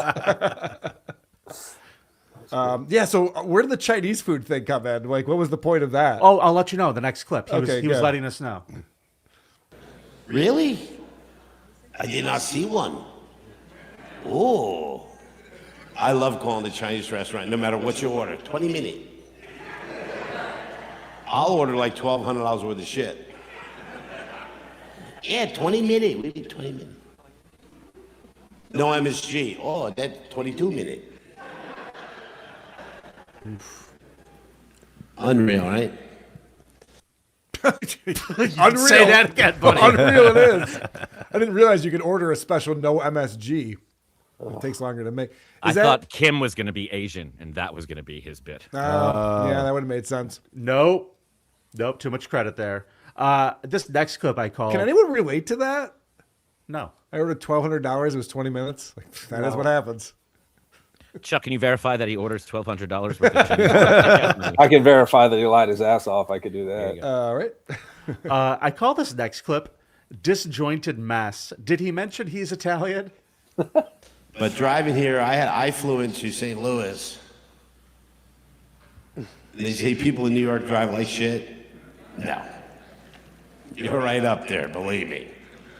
In Florida, you gotta see how they drive. I do 70, 80 miles an hour. I had a guy in a wheelchair passing me.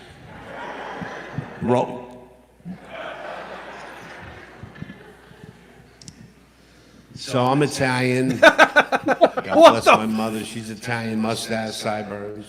What the fuck was that? I'm Italian. My mom's got a mustache. Hold on. I He was a drove cesarean. there. He flew into St. Louis. People in New York can't drive. It's worse in St. Louis. But in Florida, he drives pretty fast, but not fast enough. Like, what? What? None of that connected. He actually got pulled over in Hazleton, PA for a DUI. And he was only like a story. You heard it. Jim just, he was only like a mile away. He talked the cop into letting him go. The guy was like, all right, just get home. And he puts the car in reverse and backed into the police car, and they had to arrest him for DUI. And I was like, you had it. I mean, like, dude, you were right at home plate. I mean, like, and he fell 6 times before crossing and got tagged out. I mean, it's, like, how do you get that? Like, I don't know. I don't even know what to say about that. Jim just told me that story, and I'm like, I can't honestly believe that actually happened. Yeah, he seems like a together kind of guy. This next joke, everyone, is I will file this one under public domain. I cannot tell you how many hacks I have heard do this exact same joke. Number 9, Carl. Look, I'm sorry, 1 second. Forgive me. I've heard this joke a million times, but Artie put a very special anti-Semitic twist at the end. Enjoy. Good. Okay. Sorry. Well, we're talking about the gym, so I'll go in there. So I go, I go to the trainer. I go, look, I got a really hot girlfriend. I've lost all this weight. I want to impress her. Which one of these machines will really impress her? He looked at me and he goes, the one in the corner back there. I go, which one? He goes, one that says ATM. How do you know I was dating a half Jew? Jeez. Any Jews here? Not anymore. You paid? Good. I'm only kidding. Then I meet these two down here. Jesus Christ. I met these 2 Jews down here. Oh. I like it when Mark Norman does that. Any Jews in here? We got them. Why do you have to say it was half Jew? I don't know. Okay. Because he thinks it's funnier. Yeah, okay. Yeah, he's pretty dumb, though, so it's not. What I like about the way... This is nearing the end of his 15-minute set, Carl. Mm-hmm. And this is an important time for him to plug some things that are important to him and hit on Kim more. Okay. So, how many people are on Facebook? You got to like our fan page, Jokes on You Comedy Tour. Like our, because it'll tell people we were here. Okay, so there's 12. But you got to look at Gallagher's page. Gallagher, I don't know if you checked it, his page is out there. It's good. He puts poems and songs, and that's Leo Gallagher. So yeah, make sure you look at that. And we like when you comment. You can take pictures. We don't really. We're old. We're old. Pictures, videos, flash your boobs. Kim. Rumble rats. What the fuck is he going on about? Facebook. He's obviously not trying to sell Gallagher's page. There's poems and songs. Does he smash a watermelon at some point? And what the fuck do I care about that? He recorded a live CD years ago when I was living with him, and he was ready. Like, he had them all printed, he had them all boxed off, and he had those little envelopes, and he had them all filled out, ready to mail out. He sold one. Like, he's sitting there, he was like, I'd come home and he's sitting there filling them out, like putting the package. He had them all packaged. Mm-hmm. He had probably like 75 to 100 of them stacked, ready to go. And then I came home after, I was gone a week. I come back and it's still stacked up. So I was like, you didn't sell any? One. I'm like, don't worry, sales will pick up. Meanwhile, he he always thought he was on the level of a Jim Florentine because Jim's terrorizing telemarketer CDs. It was so busy for him. He had to have his brother, do his mailing because he was so busy doing stand-up. He didn't have time to mail them out. So he was constantly pressing off, cutting new CDs, cutting comedy CDs because he's just so much better.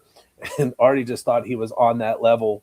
And I'll never forget coming home after a week, and those things are still.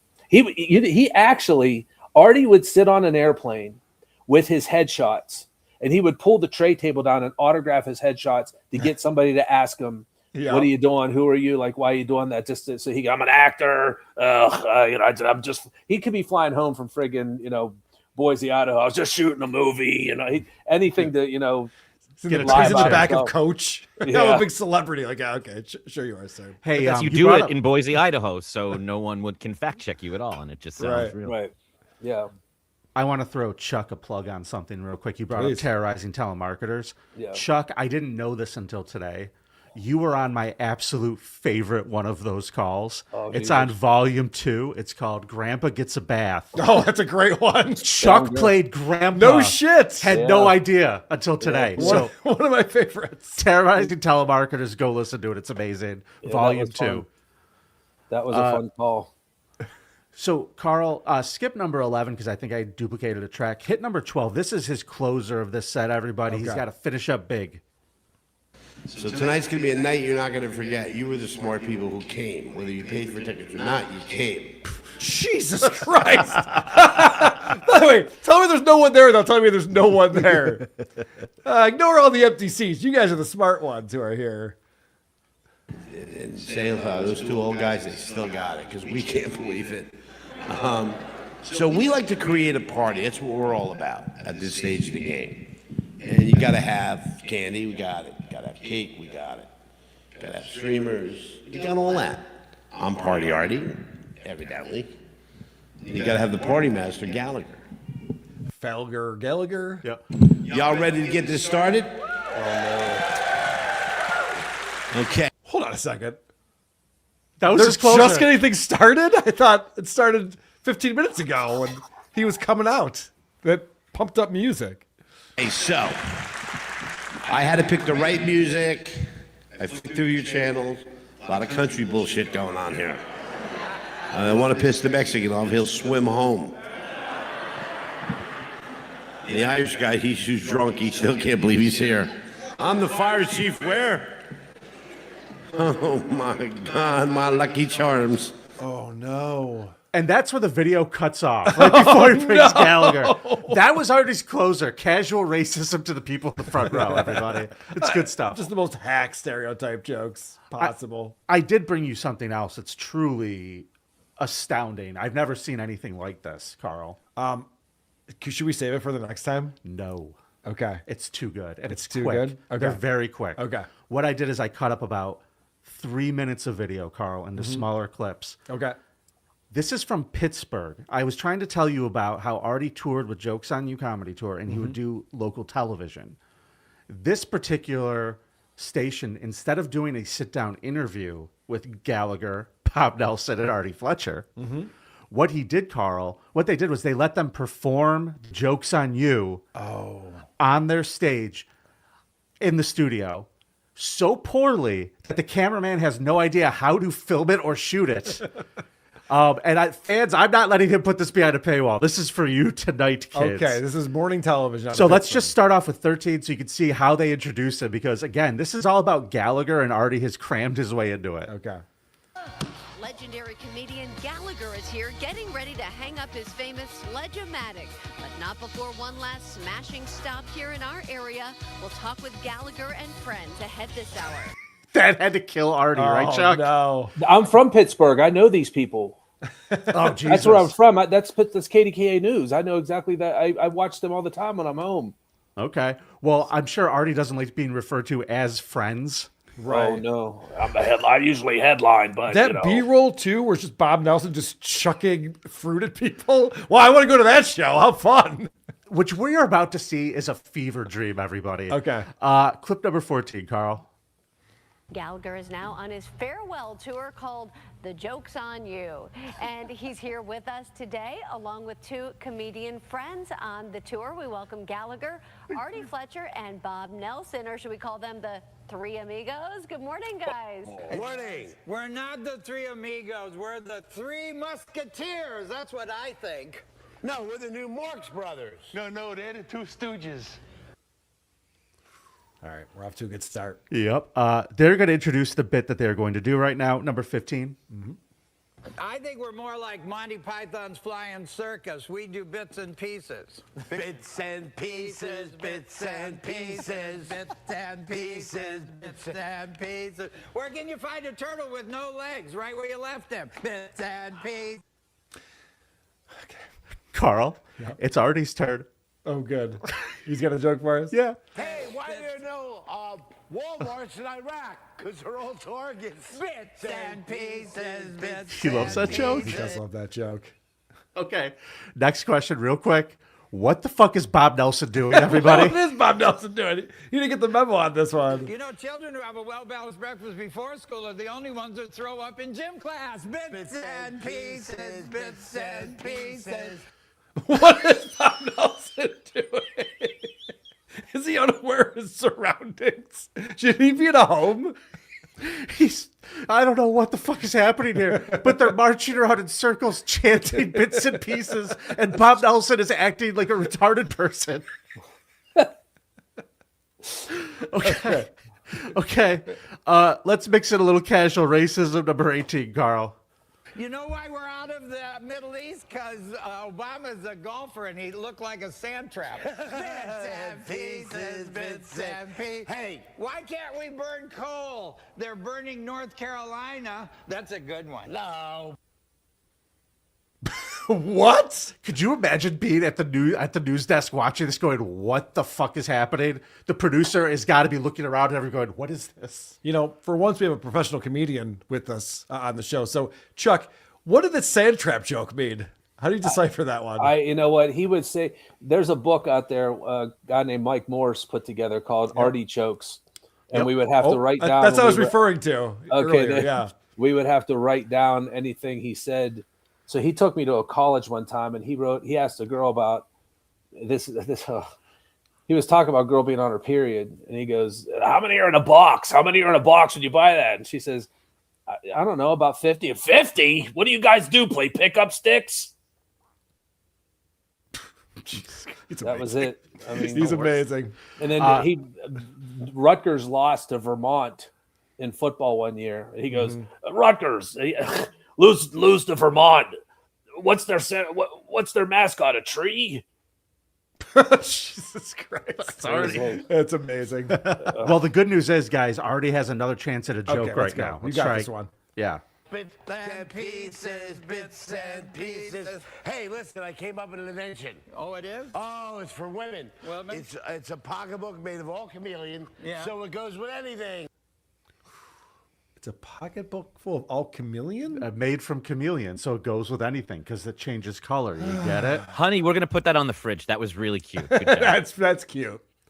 I titled this next clip, No One Knows How to Film This. Bits and pieces, bits and pieces. I have an invention. Go ahead. Go ahead. You're supposed to interrupt me. No, I got a better one. I have a better one.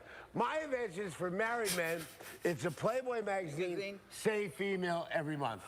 Well, when she gets older. Oh, you just wrinkle the page. Wrinkle the page. Wrinkle bits and pieces, bits.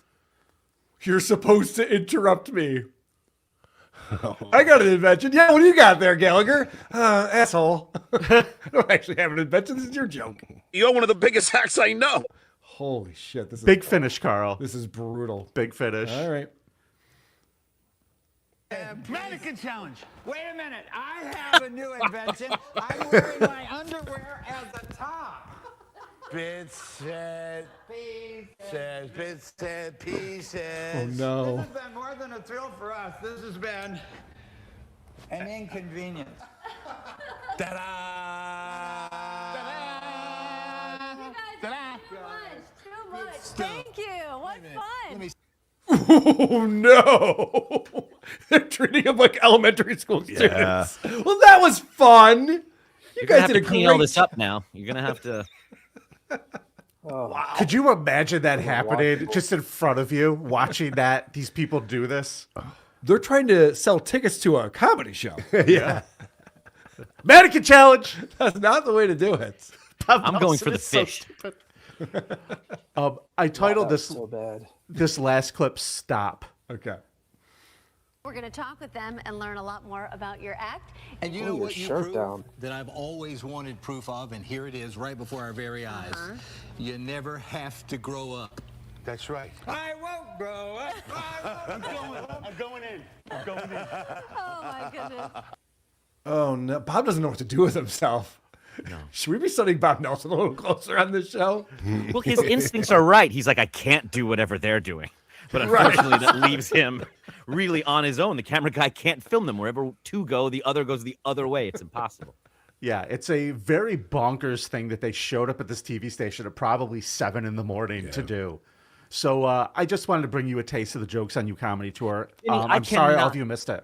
I cannot believe that John leaves and he is replaced by somebody who just in this segment provided every single thing that John Melendez does, from picking up, showing you his belly at the end to offending everyone. They're both so similar because they're not comedians. I don't know what it is, but they just want to be big shots.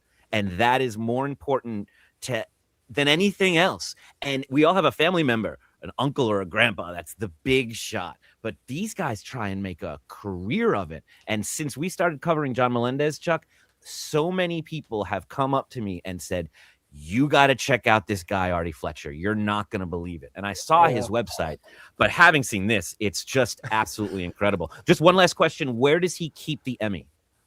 Yes. Where is the Emmy in the apartment? Yeah, that's funny. He doesn't have one.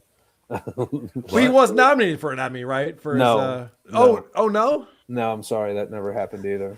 Chuck, did he have a 4-season arc on Law and Order Criminal Intent? He did. No. As Detective No. Graziano? He wasn't No. Detective Graziano? Nope. Okay. Sorry. You know, he used to open for Tower of Power. That's a funk band from the 70s. And he would get backstage and he had himself sold to these guys that he was on Tower of Power. And the one alto or bass saxophone player, they called him Doc. He's like, Artie, I'm going to be in New York. Can you get me on the set? Artie's like, yeah, whatever. So we're sitting in the apartment one day and this guy's blowing Artie's phone up and Artie's just not answering the phone because he knows he can't get him on the set. He's like, ugh, fucking Doc. Ugh. Guy won't leave me alone. Ugh. And I'm like, well, maybe because you told him you could get him on the set of his favorite TV show. I'll tell you a fun Artie story. So he was on John Melendez's podcast recently and said that they're going to go on tour together. I actually watched that. The Bad Boys from New York are going back on tour again. And they're promoting it without having a single date booked, which is a weird way to promote It's in the comedy making. tour. Yes. Yeah, he's got all of the emails, all the mail stacked up and packaged and ready to go without anything sold. It's typical. Yeah. When I'm sorry, go ahead, Chuck. No, I'm sorry. I didn't want to forget to tell you this. When Artie first got his website, and I'm sure you guys know it's New York City's badboy.com, I would go into this Comedy Cellar with Florentine to hang out just to get my face in there and try to get some stage time. And Jim Norton walks in and he goes, Chuck, tell Jim what Artie's website is. And I was like, nycbadboy.com. And Norton, without skipping a beat, goes, why was fat, annoying hack Artie taken?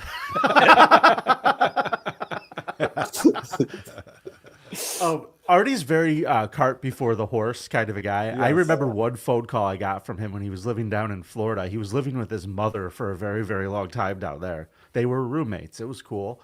And he calls me up to tell me that, Vin, I'm in deep negotiations with the TV station in town. They're going to make me one of the part of the crew in the morning. I'm going to go around and interview people. $100,000.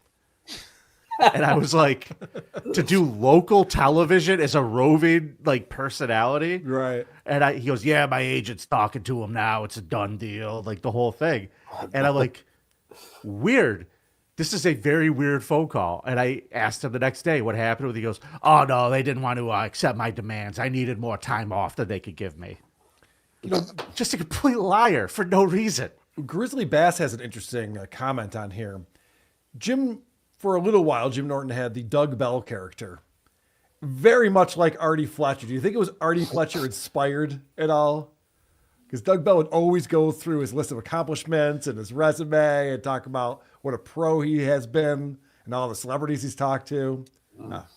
It's possible. Next I'll time, throw it out there. next time I have any conversation with Jim Norton, I'm asking how much Artie Fletcher was involved in the creation of Doug Bell. For sure. Chuck, I want to thank you so much for coming on. Oh, Sounds thank like you you for have some having me. PTSD. And Oh. if you have more stories, we'll have you back out again. to Yeah, talk I got more a couple about more, this. just like thievery stories, and like I could get you in with the real Joan Rivers story behind him. Oh, that'd be great. Okay, so I'll have you on the show again because this has been delightful. Perfect. And also, we have to go through his book. Oh yeah. Oh, you gotta see, and you gotta listen to his CD. You gotta read that book. I mean, if you're not a reader, you don't have to be because it's a page turner because it's so bad. Yeah. And it's not true. Not a fucking thing is true in it. So it's like that's the beautiful thing. It's like I looked at it and I'm like, that never happened. That never happened. That definitely never happened. So I mean, it's totally entertaining enough to keep you entertained. I mean, it'll have you get guys laughing like you are right now about them. So I would get it definitely. It's what you can get it for a nickel on eBay. So All right. I will definitely check that out. Chuck, anything that you're promoting, my friend? no, I'm done. I'm out of the business. I'm coming here because I heard you guys talking. I'm like, hell, I can keep them entertained for a good half hour, 45 minutes. Yes. Thank you so much for coming on. Great fun to meet you, man. Hey, Yes. likewise, Nice to guys. meet you. Take care All of right. yourselves. You too, buddy. We'll see you, man. And you know, this really does with Jim Florentine, who has tried to stay out of the Dabbleverse due to its toxic nature. I would say bringing you here to all of us would be an entrance for him into it, whether he is willing to admit it or not. Pretty much, yeah. That would be great. Yeah. All right. Thanks, Chuck. You got.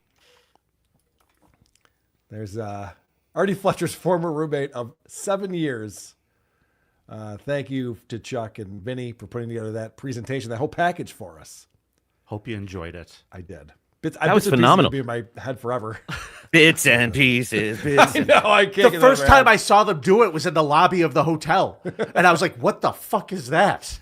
They're like, oh, it's a thing we're working on. Bits and pieces. And they were doing it together to make each other laugh. It was psychotic. And Nelson looks right at it and goes, I know what this needs. A fish. Yes. Nelson was one of the most angry, weird guys I ever met in my life. Yeah. If you want to be an angry, weird guy, you can do that at supertip.gg/WATP. We appreciate you supporting the program. We still have Joe Matarese's new podcast coming up. We have Opie talking to Tony P and trying to be just like a working class guy like Tony P is, which is hilarious. But first, supertip.gg/WATP. My son dropped his tablet, and I work very hard for my money. To teach him a lesson, I told him that if we didn't make the goal today, I'll drop him from a similar height. So let's see 11-inch tablet. He's about 4 feet. We probably would have to drop him off the roof. Every dollar will lower him an inch before dropping him. Now start begging, boy, but don't forget Rumble takes 20% from that. That's actually a really good idea. Should probably do that. 50-50 drizzle drizzle. Oops. I only meant to give you a BJ. Would have accepted a BJ. S334. Vinny, how tall is Artie? Trying to picture SJ next to him. Artie looks like he's a big guy. He's not. He's like not? 5. He's taller than John. He's probably is 5'7"-ish. Okay. The actual 5'7". Yeah, he might be actually 5'7". Not the John Melendez version. Locale Post. It's amazing how similar traits amongst locales. Yeah, yes, it really is. The similar traits. They all seem to have these things that, narcissism, I think, is the big thing. One of the things I wanted to ask, and I just said passed me, but one of the things I wanted to ask Chuck was, how does Artie justify having all those CDs and only selling one? Because he's got to continue to tell himself like he's a star and everything's going great. So that's got to be a weird thing. You know what I told you about him? Even if he saw every episode that we've done about him, calling him a liar, people coming up and proving his things false, he would just laugh and not give a fuck. Okay. That's just him. He wouldn't give a fuck. Yeah, we're talking about him. Right? Yeah. It's a good way to be. That's exactly right, Adam. He would just be like, and move on. There's a guy who gives a giant fuck when we talk about him. Joe.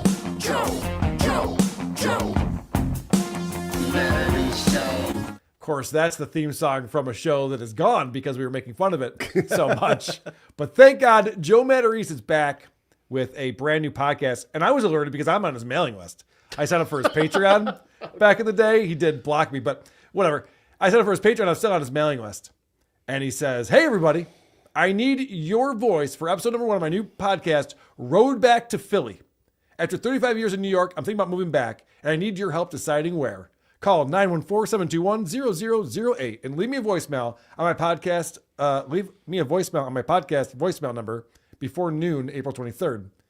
Where should I go? South Jersey, Philadelphia, the main line, South Philly? Tell me where I belong, why, and anything I should know. Stories, advice, or roast me if necessary.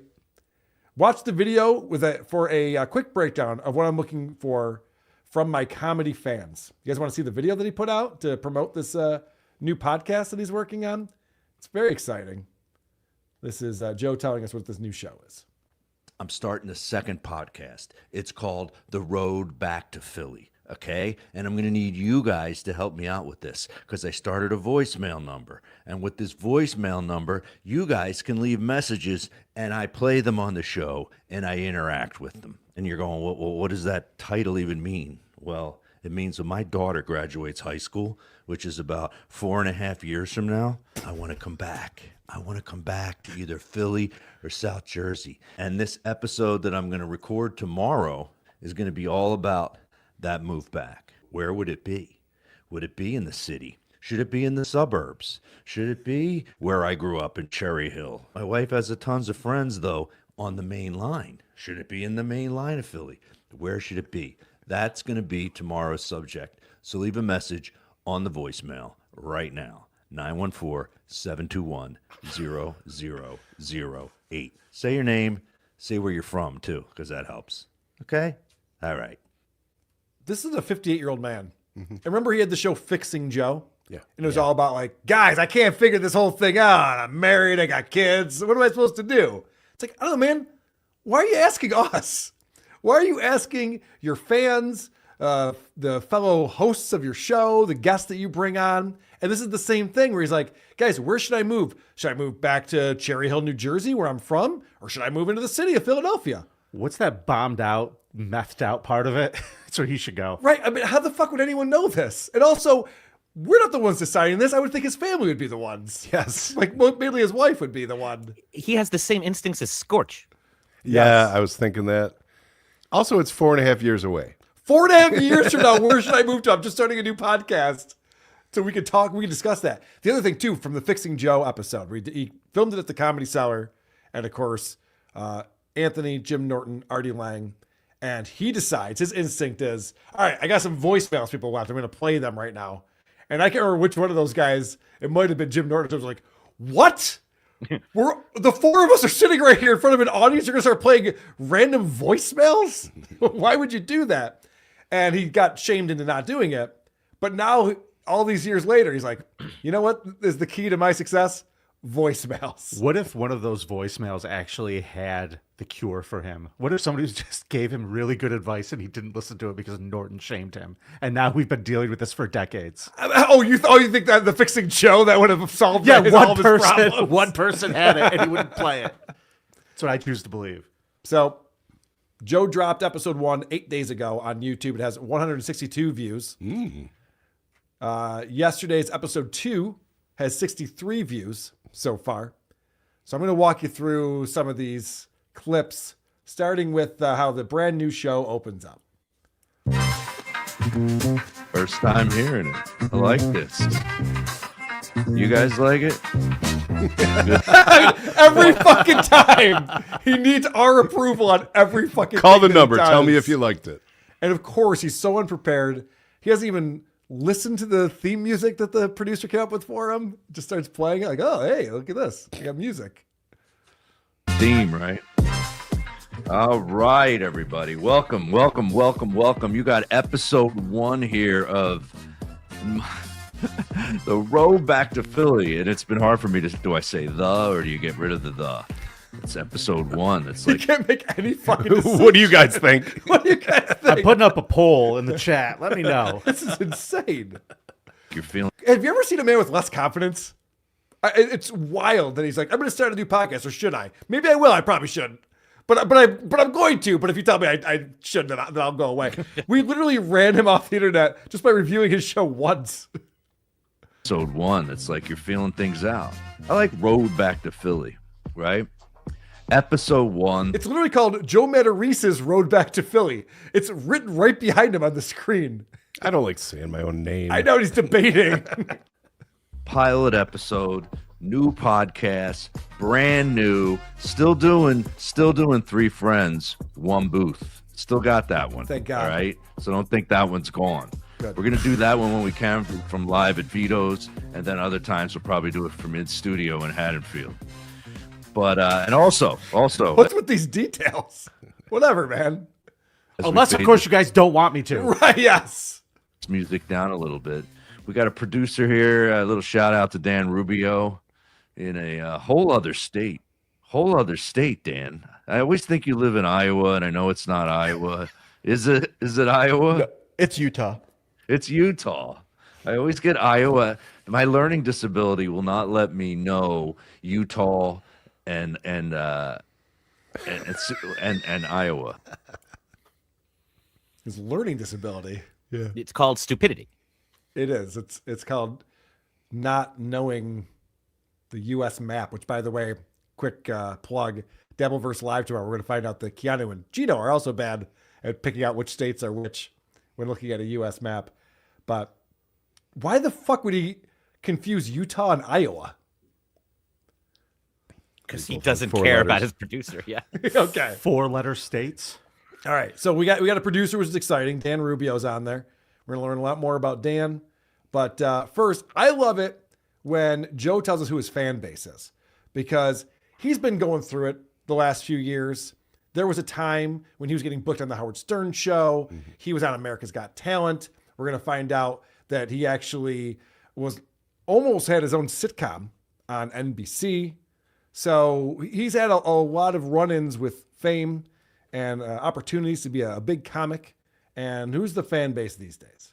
To catch you up to speed, kind of why I'm doing this podcast. Well, I have the strong fan base, so it's for you guys down in the Philly area, down in the South Jersey area. It branches all the way down to Delaware. I look at it as everywhere where a Philadelphia Phillies fan lives, everywhere a Philadelphia Eagles fan lives, everywhere where our Flyers are in the playoffs right now, which is like crazy that our Flyers are in the playoffs. So he defines his fan base on people who like Philadelphia professional sports teams. Is this a sports show? Is he the host of a sports radio show? And I have a feeling that most people who like those teams also don't like Joe. Well, it's odd to me that he defines that as like, if you like the Phillies, you're going to love me.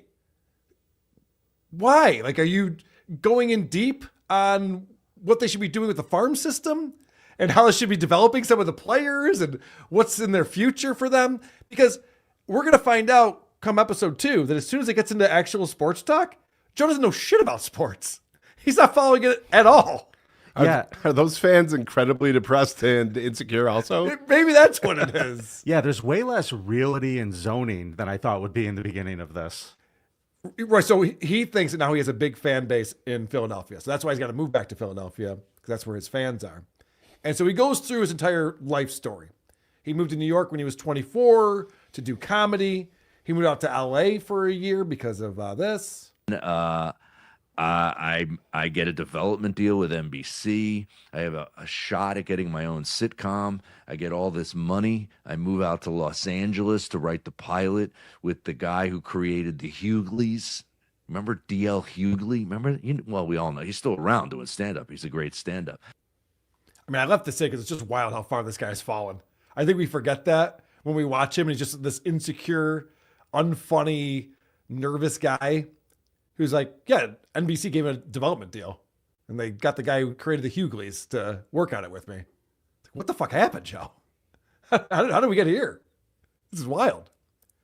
So we find out why he left LA, came back to the New York area.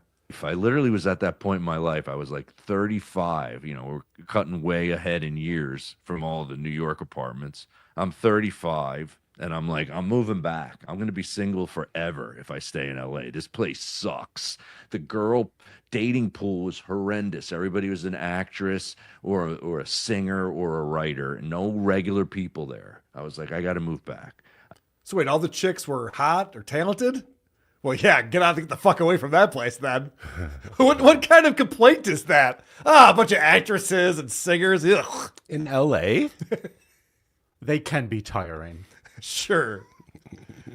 So he has to move back to New York, and he actually moves to Hoboken, New Jersey, and he meets his wife, who is studying to get her PhD. So then she decides to go to grad school out in San Diego. So they move back to San Diego, or they move to San Diego. He hates it there. They move back to the New York City area. And just like John Melendez, for some reason, Joe feels like he needs to tell us about what he bought and how much it's worth, and where he lives. Now we live in New Rochelle, New York, where we lived for like 13 years. Now my son is at UTampa. You need to know all this information for this podcast really to make sense. So my son is going to UTampa. He's a freshman. He's finishing up his freshman year in the next few weeks. And my daughter is 8th grade going into 9th grade. So I've said to my wife for years, when our daughter gets out of high school, I want to sell this house because the taxes are crazy. Like, I could give you almost exact figures. This was a good buy, too. This house has almost doubled what it's worth now compared to what I paid for it with my wife 13 years ago. Thank God that we had the money that we sold the Hoboken place. We sold that. Well, technically, that was my money then. I sold that, made a lot of money on that, and had enough to move up here in this expensive area. Why is he telling me any of this? And that's the last time I had my own money. Well, a lot of insecurity there. You saw that. He's like, and by the way, that money was money that I earned from that NBC deal that didn't go anywhere. And now my wife pays for everything, but she holds it over my head. But there was a time when I was the breadwinner in this relationship. Why is he telling us that he lives in a house that the taxes are too high, but it's doubled in value? He said, we got to know this if we're going to keep on this road back to Philly. All right. So this is obviously very important stuff. And so now he's decided that they don't need this big house. They got the son's already moved out. The daughter's going to finish high school in 4.5 years. So I said to my wife, I go, when our kids finally, are both out, and done high school, we should sell this house, downsize, something small up here, and then we could get something small down in Florida and live there just in the winter. Which, honestly, I'm almost thinking I don't want to own anything in Florida with the freaking hurricanes taking out the properties. I'd rather Airbnb something for 3 months, get a different one every year, go down there for 3 months. Where was Joe a few years ago? Right. To give me this great advice. But Joe, if you do want to rent something in Cape Coral for 3 months out of the year, bring your own RO system. No, I have a new RO system in there now. I got it replaced you can put immediately. Shit on the walls. You can No. You should be very respectful when you're there. You guys are telling him all the wrong things right now. So now Joe wants to downsize. He wants to be a snowbird. We're going to live in Florida, during the winter months. Smart. Yeah. I would have thought of that. It's a pretty good idea. So apparently this has to happen, this move that he's talking about. And there's a good reason for that. It's because of how popular he's become in Philadelphia. But we find out more about the crux of this podcast, why this podcast exists. So I basically have been saying to my wife now, especially that this Philly fan base is kind of building and building for me. And I'm doing a lot of shows down there and they're all selling well. And even the Florida area, social media is so big in the game right now. And it's so hard. It's over a 2-hour drive for me to go down to Philly if I want to go to a Phillies game and make some content. If I want to do the Vito's episode, I got to go all the way down there. I'm like, man, it would be so much easier for me and better for me if I had a base down there. And I don't know if I can convince my wife. And that's what this whole journey is going to be like on this podcast that I want to do with you guys. Can I convince her? I don't know, man. That's not a job I want. Trying to convince your wife to move to Philadelphia. I can see why he needs help now. Yes. Do you think she's looking at the numbers and going, 63 views from your show yesterday?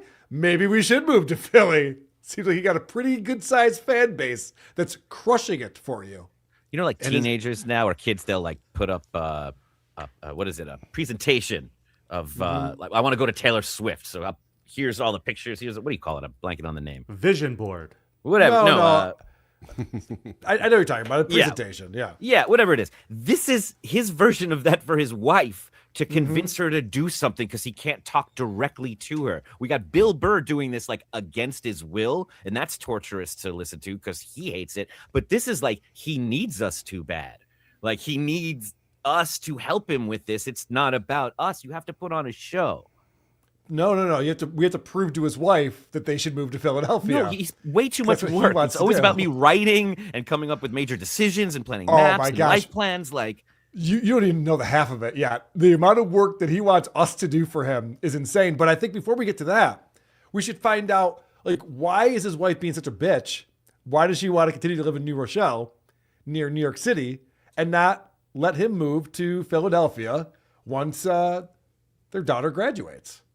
My wife, you need to know this too. This is important. Her job, she works at Columbia Medical Center on 168th and Broadway in New York City. She must go into the city once every 2 or 3 weeks. That's it. Everything else is a Zoom call. She doesn't need to be up here. It's just too crazy expensive if you want to be able to pursue your careers. I think the Philly thing really makes sense. Okay, so I don't know who he's trying to convince. His wife works in Manhattan. That's where her job is. He's like, this fucking dumb bitch doesn't want to just move to Philadelphia with me. Yeah, she's the one making all the money, and the hospital she works at is a lot closer to New Rochelle than it would be to South Jersey. You are not listening to the point of this podcast, and you are not responding in the correct way. We're supposed to be convincing her on the road back to Philly. Yeah, I mean, she only has to go into work like once every 2 or 3 weeks. Do you think that's true? Do you think his wife would agree with that? Do you think maybe it would put her job in jeopardy if she couldn't make it into the office? I would guess so. Yeah. On a regular basis? Yeah. I can't imagine Joe knows his wife's job title.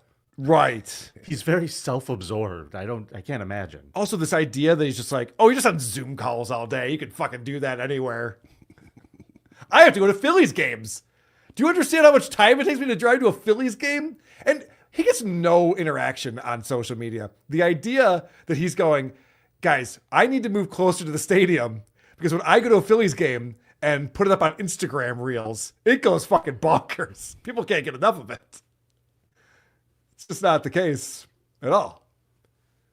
So here's why I talk about it gets very tedious and difficult for us, the viewers, because he said there's voicemails. I read you the email I got. Leave me a voicemail. But there's actually instructions for the voicemail. It's not just call him and tell him what you think he should do.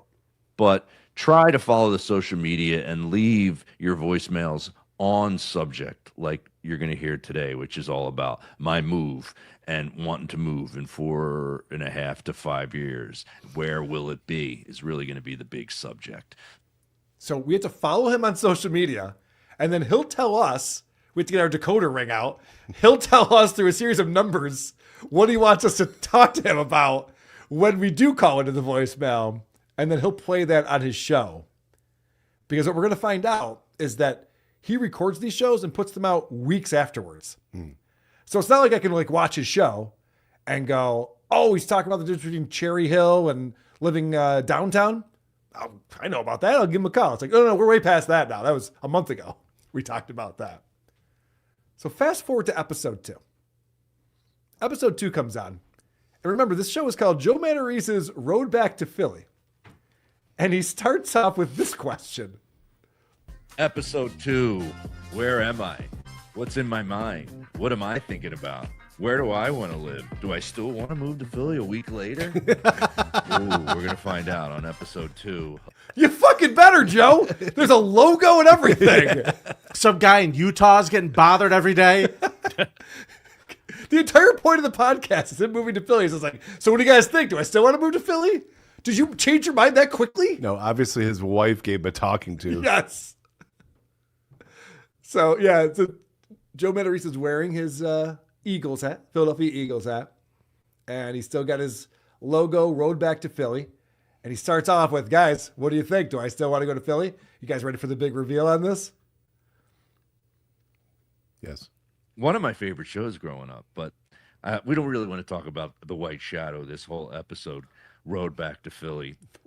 So much. So I still want to be. I still want to be in Philly, even though, if you're noticing, look what hat I have on. I have the Philadelphia Eagles on for episode 2. And do you know why that is? These episodes are going in the can, so they're coming out a few weeks probably after I record it. So what's going on right now in my household is the Sixers are playing the Knicks. They're getting their ass kicked. They're down 0-2. The Flyers are playing. Who are they playing again? The Avalanche? Call me and tell me who they're playing. Dude.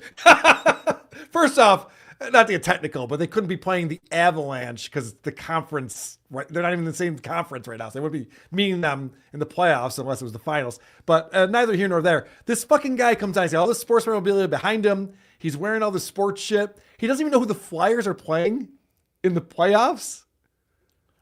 He doesn't even know it's not football season. Right. Well, he's going to explain that. But this idea that, guys, I'm a big sports fan. I got to go to Phillies games. That's where I shoot my content. People who are Phillies fans, people who are Flyers fans, they're the ones who like me. That's my core base. That's my audience right there. And then he comes on and he goes, yeah, I don't really know what's going on with the sports teams. 76 are getting their ass kicked or something. I don't know. If I was there, I would know. Right, yes. And then he goes, I put these in the can for months and then they come out. And I mentioned earlier, what is he, like, into sports talk? Why does it matter what sports teams you root for if you want to enjoy his content? And lo and behold, we're going to get into some serious Philadelphia Phillies talk. Last episode, episode 1, they were in last place, had the worst record in all of baseball. And since I did episode 1 of Road Back to Philly, they got on a hot streak. I think they won... They've only lost 3 out of their past 13 or 14 games. They're doing really good again.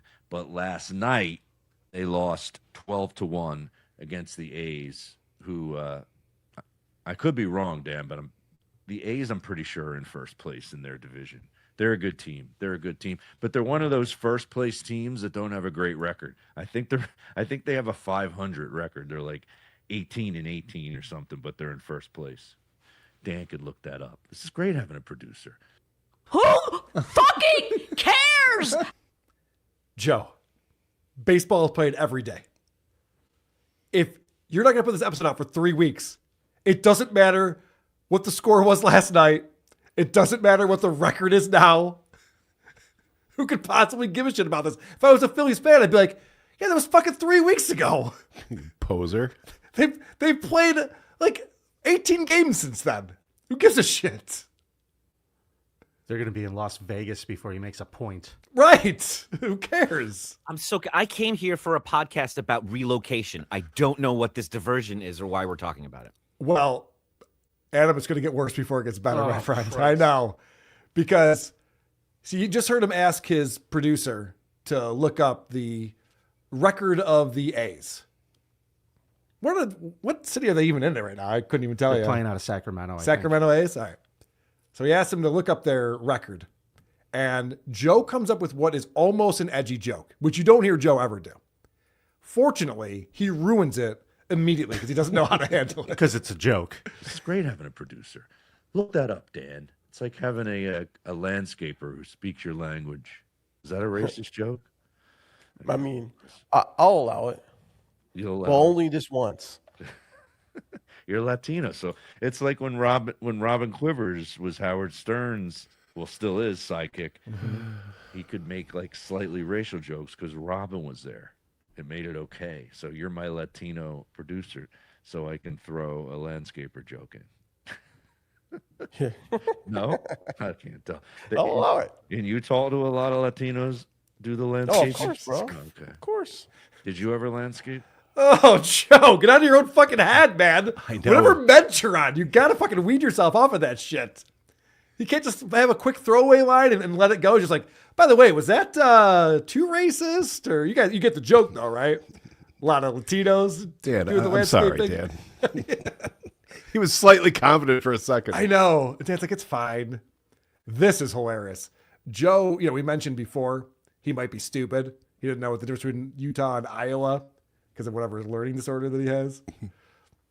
I didn't do landscaping. I did do parking lot painting, though. What's that? Where I would paint parking lots, like with the crew. Like I would go out and we'd instead of retarring them, they just paint right on top of the black. No, they would tar and then they would try us to go repaint the for the new lines. Oh, you mean paint the parking lot? Yes! Oh, okay. The lines. Do you think you just get a cement colored paint and just paint dirt? This must be cement. This is a tunnel. What a fucking idiot. If I'm the wife, I just tell him you're in Philadelphia. Yeah. You're right. This guy's an He idiot. wouldn't know. Paint parking lots. He just put the Philadelphia skyline in a window and just be like, yeah, we're right outside of Philly. It's like, oh, yeah, look at there we are. Cool. It actually is the funniest thing he's ever said. So stupid. I was a parking lot painter. What's that? I don't know, man. You ever been in a parking lot before? So then he asks his new producer, Dan, if he speaks Spanish or not. And I don't think Joe was ready for this answer. I didn't do landscaping. I did do parking lot painting, though. Oh, wait. What's that? Oh, shit. That's the same clip, isn't it? It was worth All right. revisiting. Anyway, it's very funny because Joe has a hard time understanding that he does speak Spanish. He just comes back with a bunch of Spanish. He's like, so is that a no or what is that? And then Joe just keeps going, sí, because he knows the word for yes. And then he decides he's going to show off other Spanish that he knows to his new friend. Oh, boy. Daniel Rubio. Cinco de Mayo. Cinco de Mayo. Not an actual holiday we celebrate. But, okay, so Dan is not amused by that. I know Spanish. Cinco de Mayo is like, okay, man. We actually don't care about that. It's a gringo thing. You guys do. Who is it you think got a talking to after this episode? Was it him to him, or which way did it go? It's a good question. So it turns out Dan, this producer, who knows a lot about hockey, by the way, he was good on that, doesn't know a lot about baseball or even how to look up standings. This is some painful baseball talk right here.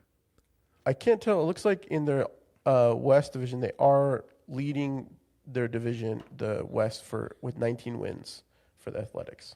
How many losses do they have?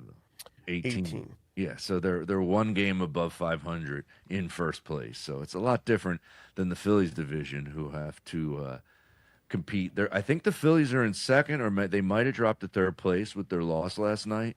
But you got Atlanta in first place, who's just on fire. Atlanta always has good baseball teams. They're always up there. They're always in the race. And Dan can look it up. Pretty sure they have the best record in all of baseball. So road back to Philly. This year? Right now. What you're saying? Currently right now. So, best record in baseball. That's correct. So it looks like the Atlanta Braves are at 26 wins with 12 losses. Right. Phillies are in third place for the East Conference. Don't ask more questions. What are you doing? With the Joe, North, get out. With 17 wins, Eject. 21 losses, but they are at a, I don't know what they're at a. How many games back? When he gets back, why are you asking this? 8.5, 9 games back. You probably can't see that at what you're looking at. No, I can't. On my MLB, I can always see how many games back they are. I'm going to guess 8.5 to 9 games back. Okay. Plus, this is a month old. It's a month old. He's asking how many games back the Phillies are from the Braves, who has the best record in baseball right now. And it never occurs to him that, like, we shouldn't be talking about this. This is my Road Back to Philly show. And finally, he does give us this important information. This isn't a sports podcast, everybody, so I don't know why I'm talking sports so much, because you can tell when I try to sound like I know it, I don't know it. Like real sports guys know it. No shit, Sherlock! No shit! He has no idea what he's talking about and insists on just talking to this guy who Dan doesn't give a fuck about the Phillies. He insists on talking to him about, the Braves have pretty good ball teams quite often. Oh, you want the stats from this year? What happened in 92? I'd love to know I'm going to that. need them 2 months from now. That's what I'm going to need. So I was confused as to why we were talking about sports when obviously Joe doesn't know anything about sports, doesn't really pay attention. But then we find out he ties it back together with the premise of this show. So, do I still want to move back to Philly, even though all the Philly sports teams are taking a dive? If you see, I'm wearing the Eagles hat. The Eagles are still fine because the season hasn't started yet. And they got some good draft picks, but like I said, I'm a half-ass sports fan. Don't even know who they drafted, what positions they got. I'm told they did good in the draft. Whatever. This is insane. We opened up with so much sports talk, and finally Joe has to confess, like, I'm not even paying attention. I don't fucking know any of this shit. But it's amazing to me that the barometer for whether or not to move to a city is how good the sports teams are doing at that time. That's a wild thing to think about when you're like, should I move to New York? The Knicks are good.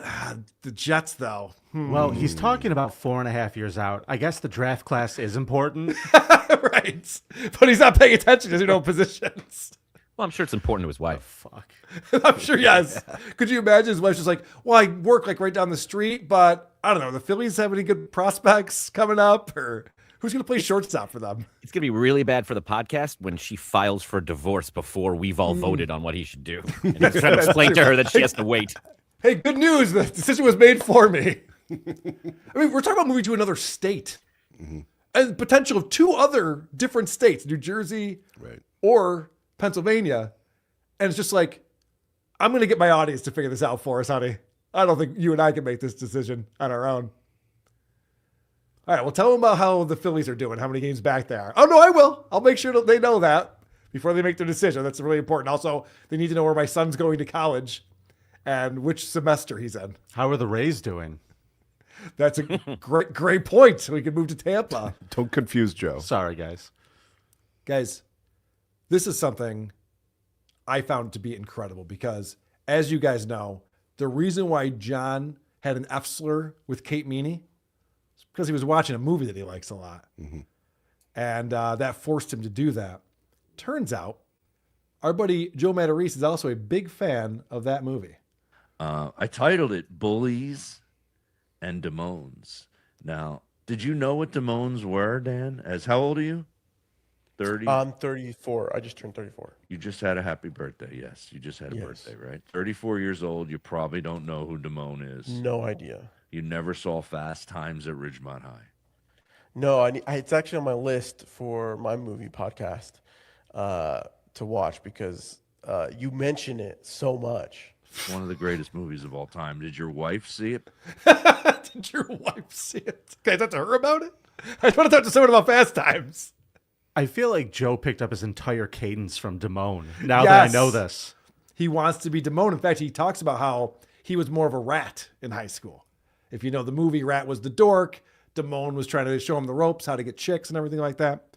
And so Joe's obsessed with Fast Times, which is not surprising because Joe's living in the past. Joe loves that movie because it's like, hey, that was like me in the 80s in high school. This movie's great. That's where I want to be again. In high school in the 80s. And so he starts describing this movie to his producer, Dan, who doesn't seem interested in this movie at all. Dan even said, I have a movie podcast. I should get around to watching that movie sometime. Yeah, I would like to hear his baseball podcast too. Fuck that guy. Right. So listen to how Joe describes Fast Times to his new friend. Has your wife seen it? No, absolutely not. Any of your friends talk about it? I think a few friends have seen it, but I don't. We're not talking about it. Do you know who was in it? No idea. No idea. I did look it up one time, but well, the number one actor in it was Sean Penn. Sean Penn nice. plays Jeff Spicoli. He's basically the star of the movie. He plays a stoner in high school. He's amazing in it. Jennifer Jason Leigh is in it. I don't know if I want to give this away. Is there like spoilers? No, you're fine. 50 years later, she gets pregnant. She gets pregnant by Damone. Damone gets her pregnant. No, I don't want to get technical, but is Jeff Spicoli the star of this movie? No, it's a very minor but memorable character. Right. It's a side character. We're not actually following his story. And Damone is not the hero of this tale. No. Not even a little bit. Not even a little bit. No. He turns out to be a real prick. Was it shot in Philly? Is this going to tie in somehow? Dude, I can't fucking figure this out. Joe, no matter how bored his producer is and the audience is of whatever topic he brings up, he has to just continue to talk about it over and over and over again. And so, the title of this episode is Bullies and Damones. And so he wants to tell us some stories about some of the Damones that he knew when he was in high school. But we did have a Damone. And I reached out and I posted this on my social media to get some callers. We have some voicemails of people that left message about their Damones. My Damone was my friend's older brother. I did a whole bit about this guy in Mullets and Mixtapes and Remember When. Holy shit. Who could possibly care about a guy that was your friend's brother who apparently got laid in high school? And to your point, Damone didn't get laid. That was the whole thing. He fooled his dumb friend into thinking that he was getting all these chicks, and he wasn't. So he had to steal his girl. Anyway, not the point. The point is, Joe is going on and on. The whole point of this show is for him to tell you about bullies he had in high school and guys who were getting more pussy than he was in high school. And he asked the voicemailers on his social media to call in to tell him about the people who were getting pussy in their high school and the people who were bullying them in their high school. And so I came to a crazy conclusion, but first, he's talked about Mullets and Mixtapes, that comedy special he did. Yeah. And I'm sure you guys have at least seen the set of this. Yes. It's pretty wild. It looks like his bedroom from 1982 on one side, and the other side is like his son's bedroom, and to show the difference between the 80s and the 2020s. And it turns out that was not cheap. Out. You're probably watching this podcast on YouTube right now. Go check out Mullets and Mixtapes. Whole special about the 80s and the stage. Half of it, we spent a lot on this special. It's old news, but I had an investor who spent a lot on it. He overpaid, and I told him not to. I said, save all the money for advertising. And he didn't listen to me. He's like, we got to make it look amazing. We're going to sell this thing to Netflix. I'm like, no, you're not. No, you're not. I don't have 1 million followers. You're not selling it to Netflix. I'm telling you for a fact, you aren't selling this anywhere. Spend under 20 grand on it. Get confident, stupid. No shit. So he told this guy to spend under 20 grand. He's not going to tell us the actual number, is he? If anybody ever says to me, hey, Vinny, spend 20 grand, this isn't going to go anywhere, I'm not spending the 20 grand to begin with. Yeah, no shit. He's telling this guy, do not spend money on me. Nobody likes me. I'm not going to get picked up. Way past my prime.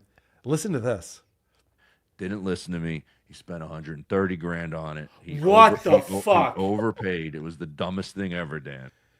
That set and shooting that special was $130,000. Whoa.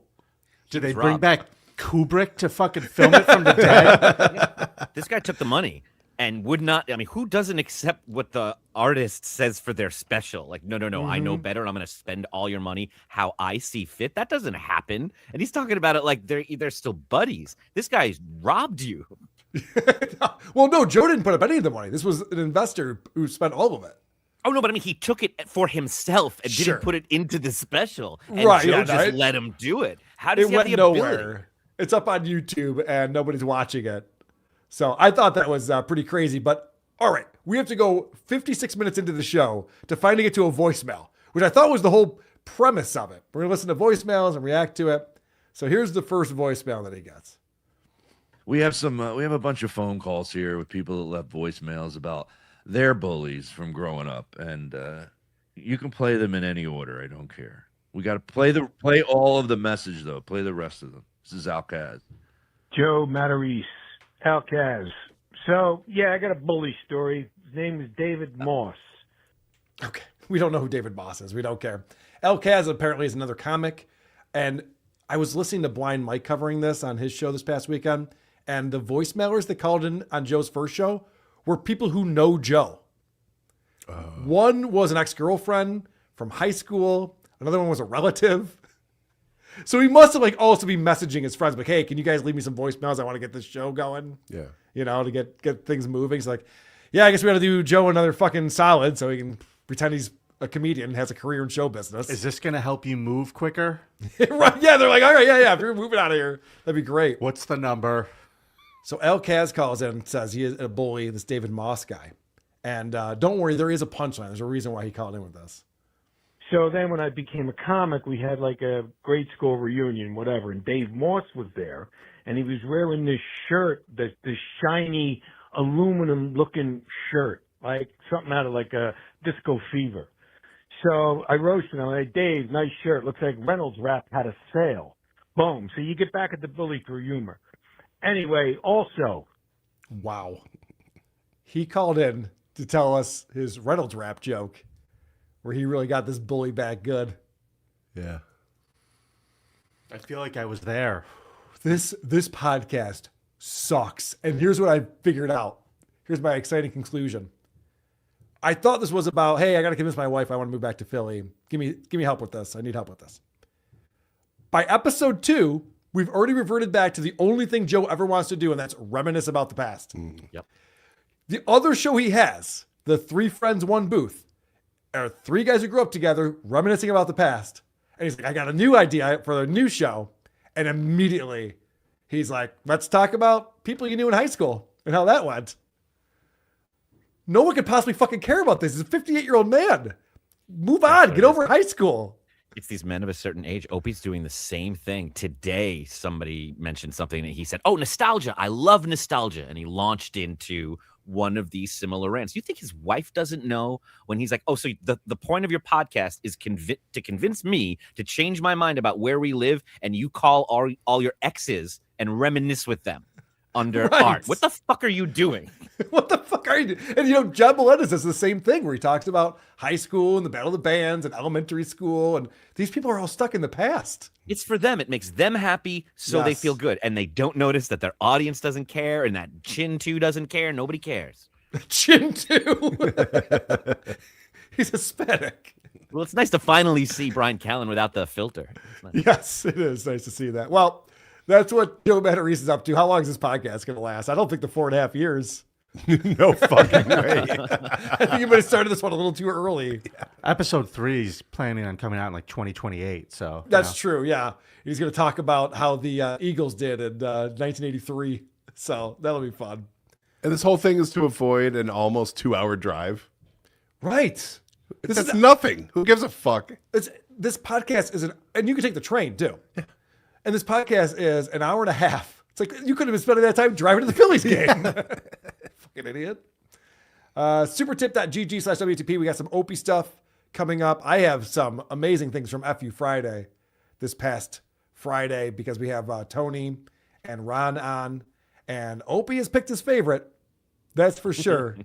It's not hard. I don't know what Ron is up to. He's fucking with us pretty hard. And we also have, Is It Gay? The return of Megan, our review girl. Annie will be here. We'll play Simon's Opie or Burr game. We got voicemails and things. Voicemails. You hear that, Joe? Pretty exciting. But first, supertip.gg/WATP. It's where you can go to support the show. Like my buddy Earl David Reed, EDR coming in. He says, who gets laid on this first tour, Stutcho or Artie? I'm sorry, I read that completely wrong. I really am dyslexic. Who gets laid on this tour first? Can you get dyslexia later in life? I never was dyslexic before. The answer is Artie because he'll pay. That's true. John's too cheap and broke. Hello, Joe. My name is Lisa, and I'm calling from beyond the grave. I recommend moving to Kensington.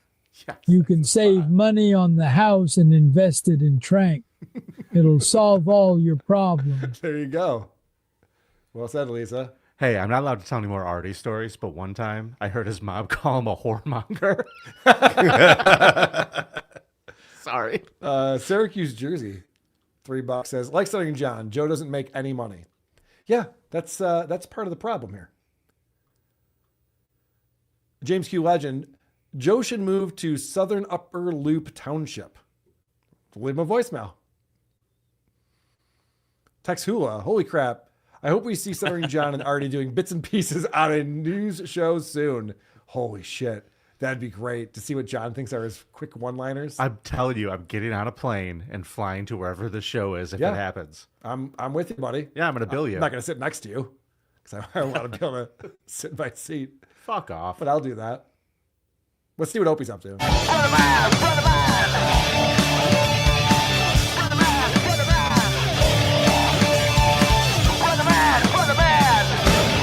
Bum, bum, bum, bum, bum, bum, bum.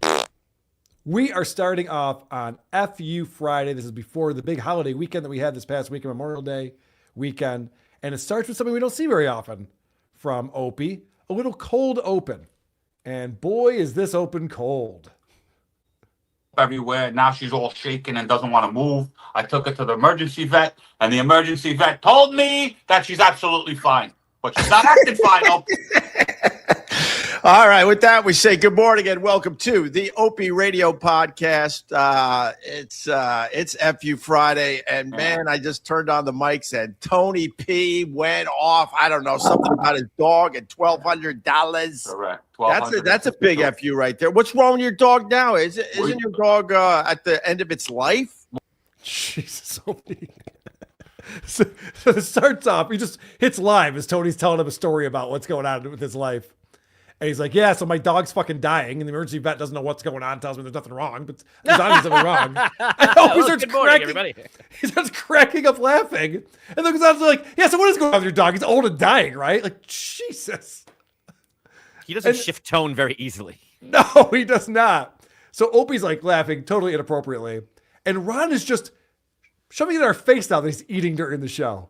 He's scowling right now. He's scowling, but there's a moment during this clip. Like as soon as he sees it there live, he's like, oh, I'm shoveling food into my face. He knows we complain about this. I don't think Ron's our friend anymore. I have a question. Yeah. Why is Opie not in the middle for this? Don't you think it would make Ron less jarring if Yeah. like him and Opie switched spots on this? I don't think anything makes Ron less jarring. But I hear what You'd you're be saying. surprised how Balance jarring it. he is on the left too and on the right. Yes. He's jarring in stereo. I get it. Do you see why Opie doesn't have friends? The guy's just like, dude, I had to go to the vet. It was $1,200, and then they couldn't fix it. My dog's still sick. All right, anyway, great story. He's dying, though, right? Jesus Christ. Well, Opie's going to explain why he's being such a prick, what's going on with him. And you also just described me on a sugar detox. I quit sugar, so I'm out of my effing mind, Tony, and I think I was doing this. Shut up, Ron. Shut up. Shut up. I see you. I see you revving up. I was in the middle of doing something. Ron. So Opie's trying out a new character. This is Out of His Mind guy. And he was quitting sugar, so he was very upset. He was going to do a bit, and Ron was about to interrupt him. And like Opie likes to do, he likes to pit his two co-hosts against each other. Tony doesn't interrupt me. Yeah, Ron. Why can't you be more like Tony? Tony just has dying dogs that he starts the show with. So let's see more of this new character that Opie is working on. I was going to compare. You have nothing to say. I was going to compare what his dog was doing on the sidewalk with what I am doing because I quit sugar and I'm out of my fucking mind. Is sugar a nice way of saying wine? That's a good question. Yeah, he's quitting something that's beyond just ice cream at nighttime.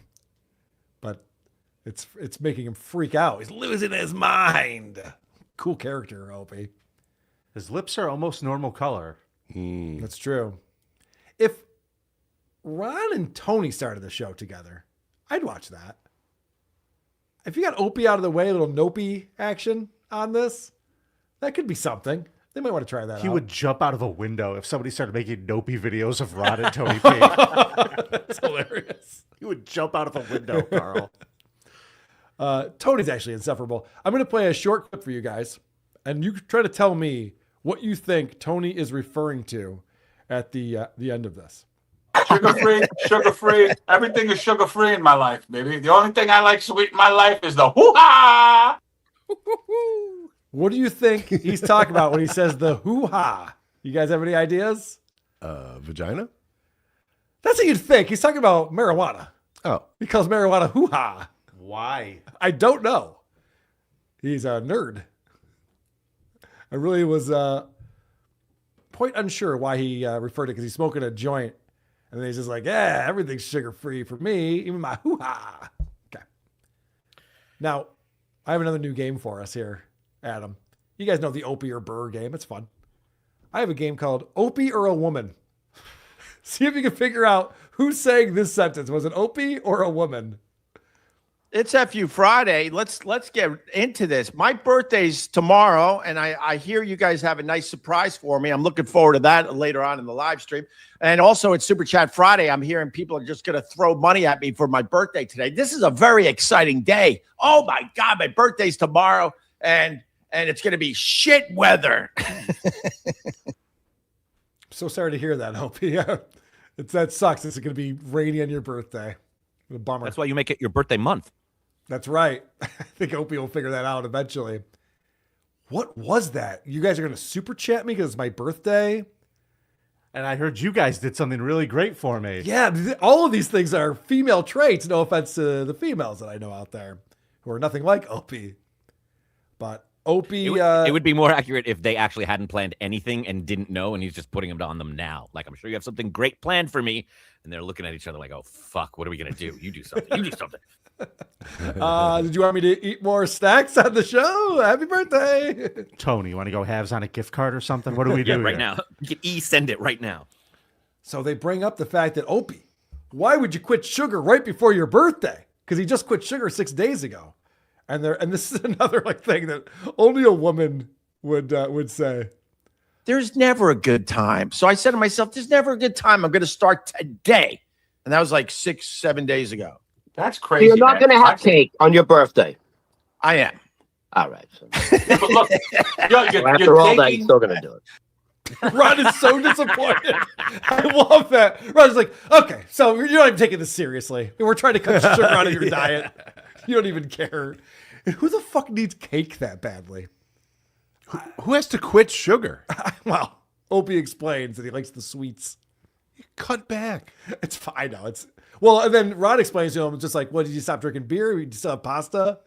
All that shit's sugar. And I was like, all right, well, I'm not quitting sugar. Fine. You got me. Every day, Opie has a brand new reason why it's okay for him to be a raging asshole to everyone. Yes, yeah, correct. It's a bit I'm trying to do, Ron.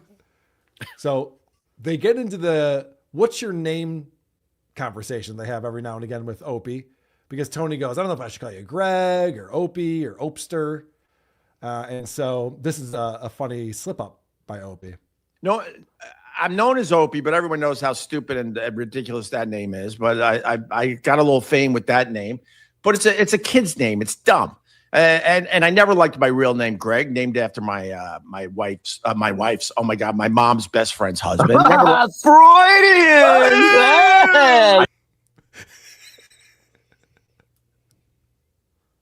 Who the fuck is watching this? I am. Yeah, no shit. I bought a membership because I was putting everything behind Thank the paywall. So I own a membership now on Opie Radio. Don't block me, please. I'm enjoying your content very much. Look at Opie's face. I can tell you this is at least the second time Opie has made that mistake. Yep. Mm-hmm. It happens quite often, which, when you haven't seen your wife for many years, I could see why you'd confuse. He hasn't seen his mom. He hasn't seen his wife. Confuse the two. Women who used to be in his life. Well, we can confirm one of them is dead, Carl. That's true. We can only confirm one of them. So the day before For now. The day before this episode was the one where Opie brought on his fat friend. Oh, yeah. Yeah. And McFallen, yes. And we played the clips of that where Opie was being very rude to Ron at the beginning of that. And so Opie felt bad about it. I need sugar, Ron. I even apologized to Ron yesterday, if you want to know the truth. Opie had to call me and go. I didn't have to do nothing. No, you had to. No, I didn't. He had to call me and say, Ron, I want to apologize. I'm detoxing. I'm crashing off sugar. I will never apologize to you again, Ron. Opie's in therapy, for real. He's actually calling people and apologizing to them now. This is therapy shit that's going on. I mean, I'm proud of him. It's good. He should do that. But Opie just learned a valuable lesson. Never apologize. They'll just throw it back in your face. Yeah, Ron is kind of a prick about it. That is a good point. But yeah, Opie started the show the day before talking about how his only friend, the AI in his phone, was no longer his old friend again, changed voices, didn't remember him. And he was like really upset about it. And Ron's like, "You fucking bitch." And that he did this bit already. He did they changed voices and I'm brokenhearted. So Ron's probably just disappointed in the shitty bit. Right.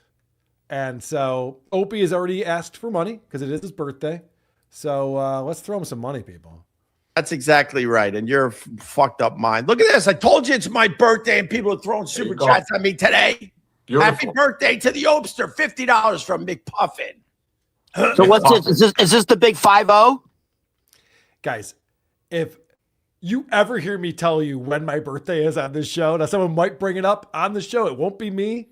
This is insane. We see John do it. We see Aaron Imholte do it. We see all these fucking loser chads do it. All these losers who are begging for money. Carl, we celebrate your birthday every year on the Creep Off. Every year on the Creep Off. We have Carlmas. That's true. Carlmas is already too much. I'm blushing over here. It's insane that this asshole has to bring up his birthday, ask for money, and then be like, $50. The optics of this are bad. So Opie's complaining about how it's going to be rainy when he goes out to the Hamptons to be at his beach house this weekend for his birthday weekend. But he needs $50 coming in. So the end of this, as Adam points out a lot, it ends abruptly. It starts abruptly, it ends abruptly, and we learned something that I don't think is true. Thank you, guys. That's Rhonda Wader, also known as Ronnie Babes. People like the Ronnie Babes nickname the best, by the way. And I like calling him Tone Loc, but that's Tony P. Tony Papadog. Okay, that's how it ends before he gets his real name out to promote it. So that was FU Friday. Happy birthday, Greg. Hope you enjoyed it. Happy birthday, Precious. Ronnie Babes. What the fuck? Bits and pieces. Missy B goes, Ron thinks Opie is 50. I think they were being a little coy there. I think Opie is turning 50. Wait. No, he's 63? Yeah. Wait. Yeah, how old is Opie? No, I'm confused because Opie's like, I think I'm a year away from the big one or something like that. And I was like, wait a second. Death? Yeah, the big one. Yes. All right. So you were checking out a more recent episode, Adam, where Opie, after Memorial Day weekend, is out in the Hamptons, and he does a show with his buddy Tony P. And is this actually on Memorial Day? I think this is from yesterday. And the only thing you need to remember is that Tony P is essentially a janitor. He's a custodian for a big place, and he got up at 4:30 a.m. on a day he's working because it's a holiday and getting time and a half to spend the morning to do this show with Opie. And this is how Opie deals with him. East on Long Island. And let me tell you something. I don't want to do woe is me. I understand my fortune. I'm a fortunate person to have something like this. I get all of that. So let's put that aside. All right. The dumbest and stupidest place to be when it rains for 3 straight days is in a beach community because there's absolutely nothing to do. Poor thing. Oh, Opie. That's so sad. But at least he's grateful. No, I think he's upset about it. I think he wants Tony's sympathy on this one. You weren't listening. He asked you to put that aside. He said, I am grateful. I am humble. We are putting that aside so I can now complain. Yeah, so apparently things were rough for him this weekend in the Hamptons. And Tony P, you got problems. Your dog's dying. You have to get up at 4:30 a.m. to make time and a half. Nobody cares about that. Listen to what I have to deal with. You can't even get a bagel. You can't even get a fucking bagel. The line was, I don't know, blocks long for a stupid bagel. Call me next time. I'll talk you through it. Holy shit. That's wild, Opie. It's like the Hunger Games out here, Tony P. They're all fighting for lobster rolls in town. And I'm like, let's avoid all that. Let's just stay in the house, watch movies, enjoy each other's company, play some board games. Yeah, you hear that, Aaron? Yeah, right? Aaron's pretending to play with his family, at least. What movie do you want to watch, doggy? So, Adam, what are your thoughts on how Opie's presenting this to his buddy Tony here to start off the show? I mean, it's completely cold and callous. He has no idea who he's talking to. He thinks he's a rich guy coming off humble, but he's just coming off like an asshole. And even if you want to relate to, okay, he's going to spend his birthday alone with his family, just them. They're not going out. It's just going to be, maybe you start to feel bad for him. Maybe even feel like, well, he's a lonely guy. You go out on your birthday, but he's not doing that, and he's making the best of it. Yes. Being with my wife and kids on a horrible rainy weekend out here, and we couldn't do it. She did get a dinner reservation weeks in advance, so we did get to squeeze in a dinner, which was nice, nice crusted tuna all day long. Oh man, that sounds delicious. What an asshole! We got these vending machines at the place I clean. Yeah, right. They just put a coffee pot in. It's pretty nice. Oh my This is the Hamptons. So his wife, because she's a smart person, planned in advance, knew it was a holiday when your birthday is, and booked a reservation so you didn't feel abandoned. You lived in this house. You can't get a couple bagels and freeze them in advance. You can't bring some groceries in advance. Like, what are you doing? And why are you doing this? And by the way, that was sincere. Tony P went, oh man, food, that sounds good. Yeah. He meant that. That's No the only shit. thing he could relate to. Crusted tuna. It's not even it's just a dish. Oh, chicken. That sounds great. I've heard of that. A protein? Oh, I wish I could get that on my birthday. Is that like crusted sleeping bag? How do? No, very sorry. different thing. Okay. Well, it turns out that when Opie talks about, things going well for him, that's the thing that guys like Adam and me hate. Yeah, my birthday was very, very chill, but I realized how lucky I am to have the wife I got. I'm gonna break it down for you. Listen, man, This I isn't, get it. this isn't the regular Opster, filled with piss and vinegar. I'll get to that part of me in a minute. I just realized how fortunate I am because my wife's apologized. I'm like, you know what? Just knowing this is what's going to drive the haters nuts. Just knowing I'm loved is all that matters on my birthday, and I meant it. What the fuck just happened? Very convincing. Yes, I believe you meant it. First off, I wish the best for Opie. I in no way want to have a bad day. I'm sorry that it rained so much on his birthday. That sucks. That's on the line for bagels. I was really upset for him. But what the fuck just happened with his wife apologizing to him? Yeah. His wife knew, this is so disappointing. I'm sure you're sad because he was moping around. Yep. This is how he feels. They all say this. They're all like, I know you all want me to just die in a pit of misery. No one wants that. Everyone wants your show to be successful, not just for you, Opie, but for selfish reasons. Yes. Vinny. We all do. I don't like him very much. Fair enough. I'm just saying. But we wish the best for him. No one wants, we're not sitting here laughing if he gets, well, maybe a little bit, but we wished him well when his mother passed. And it just shows, I think, that he does sit around going, I wish they all would die. I hope their dogs die. Well, that's, I hope they yes. don't have success. And I wish Aaron the worst Imholte- on everyone. Yep. Aaron Imholte does the same thing where Aaron will sit there and be like, you wanted to run me off the internet and you failed at it. It's like, nobody wanted to run you off the internet. We like making fun of you. We hope that you do 5 shows a day. Don't you understand that if you were to be involved in any kind of true crime thing involving your family, who do you think they're going to go to? They're going to come to us. We hope you become so famous. We hope everything happens to you. Well, finally, we're on Netflix. We're talking about Opie murdering his family, but whatever. I'm on Netflix. This is Who cares? Here we are. What a big expensive deal. set. But you're right, though. That's a really good point, Adam, is that I wouldn't even think that people who make fun of me want me to kill myself or end my show or something like that. There's people in the chat right now that I'm sure enjoy making fun of me while we're doing the show right here. But the fact that that's where Opie's mind goes, oh, the haters are seething. Because right now I'm having a lovely time with my wife who loves me, and I'm recognizing that.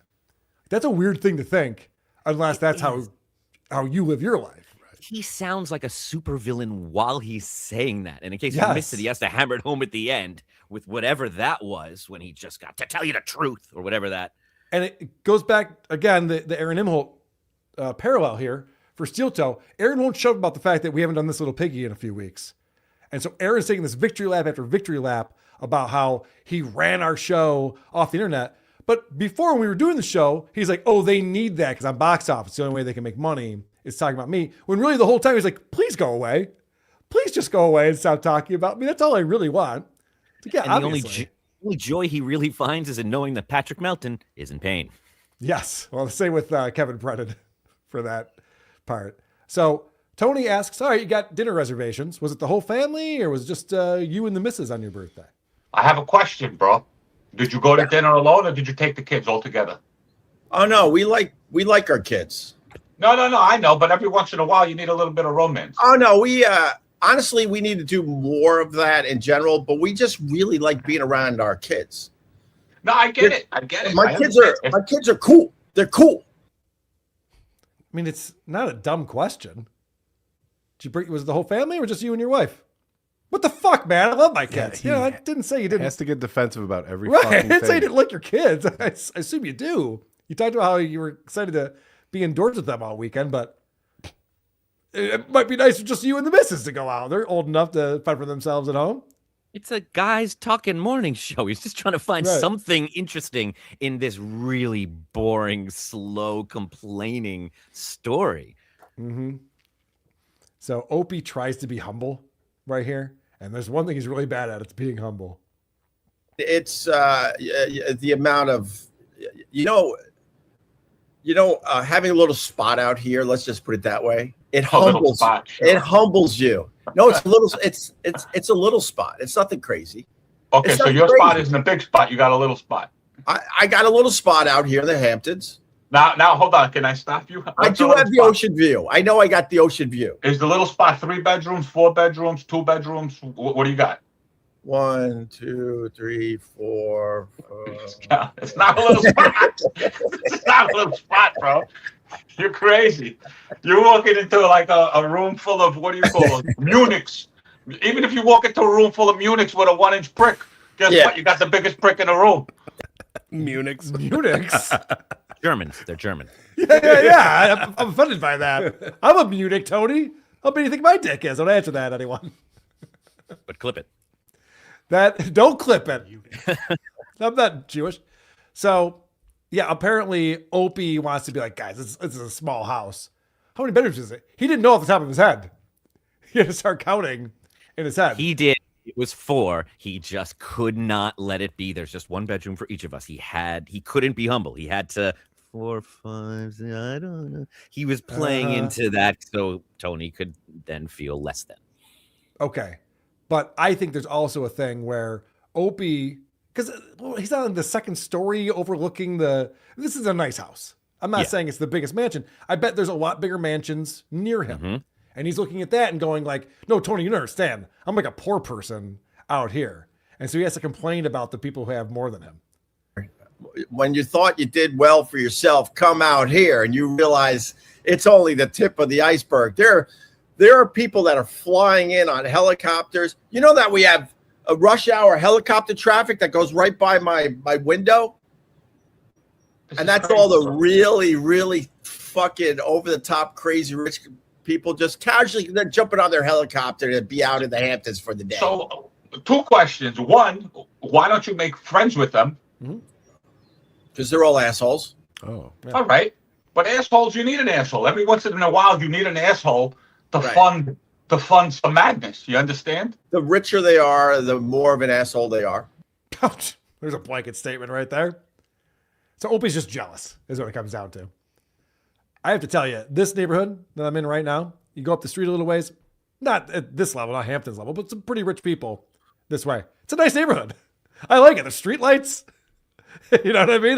It's a nice wide road. And seething and looking in the windows with jealousy and just no, not at all.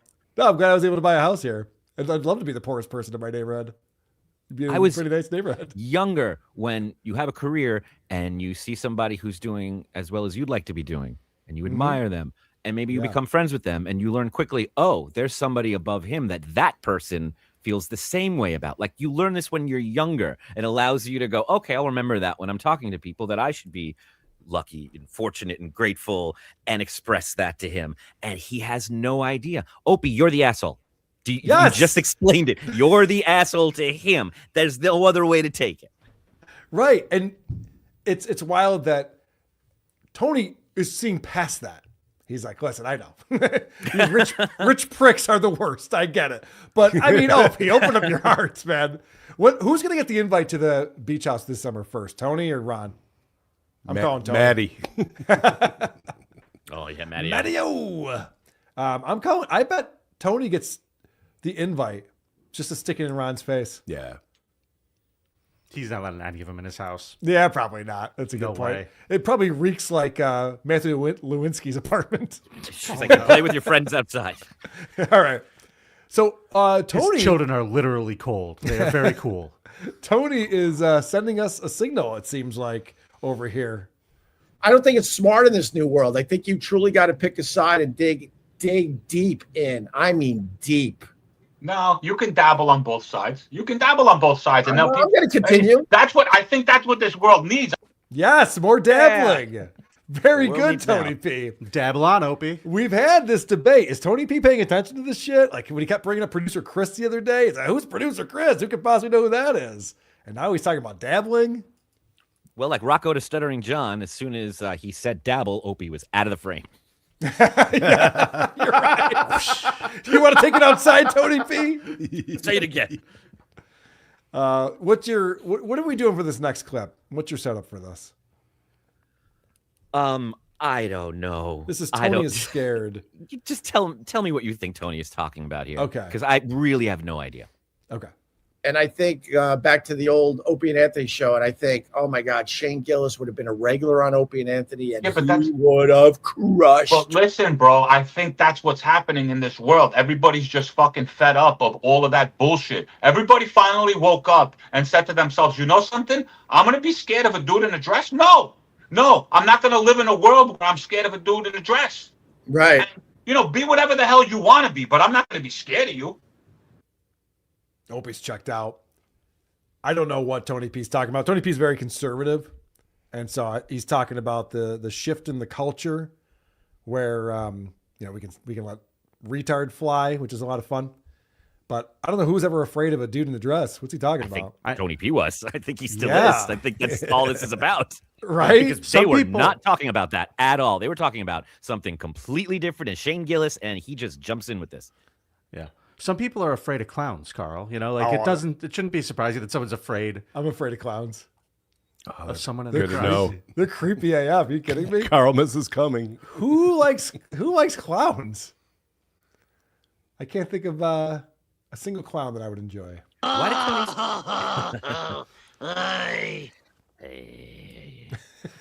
Why did he say that?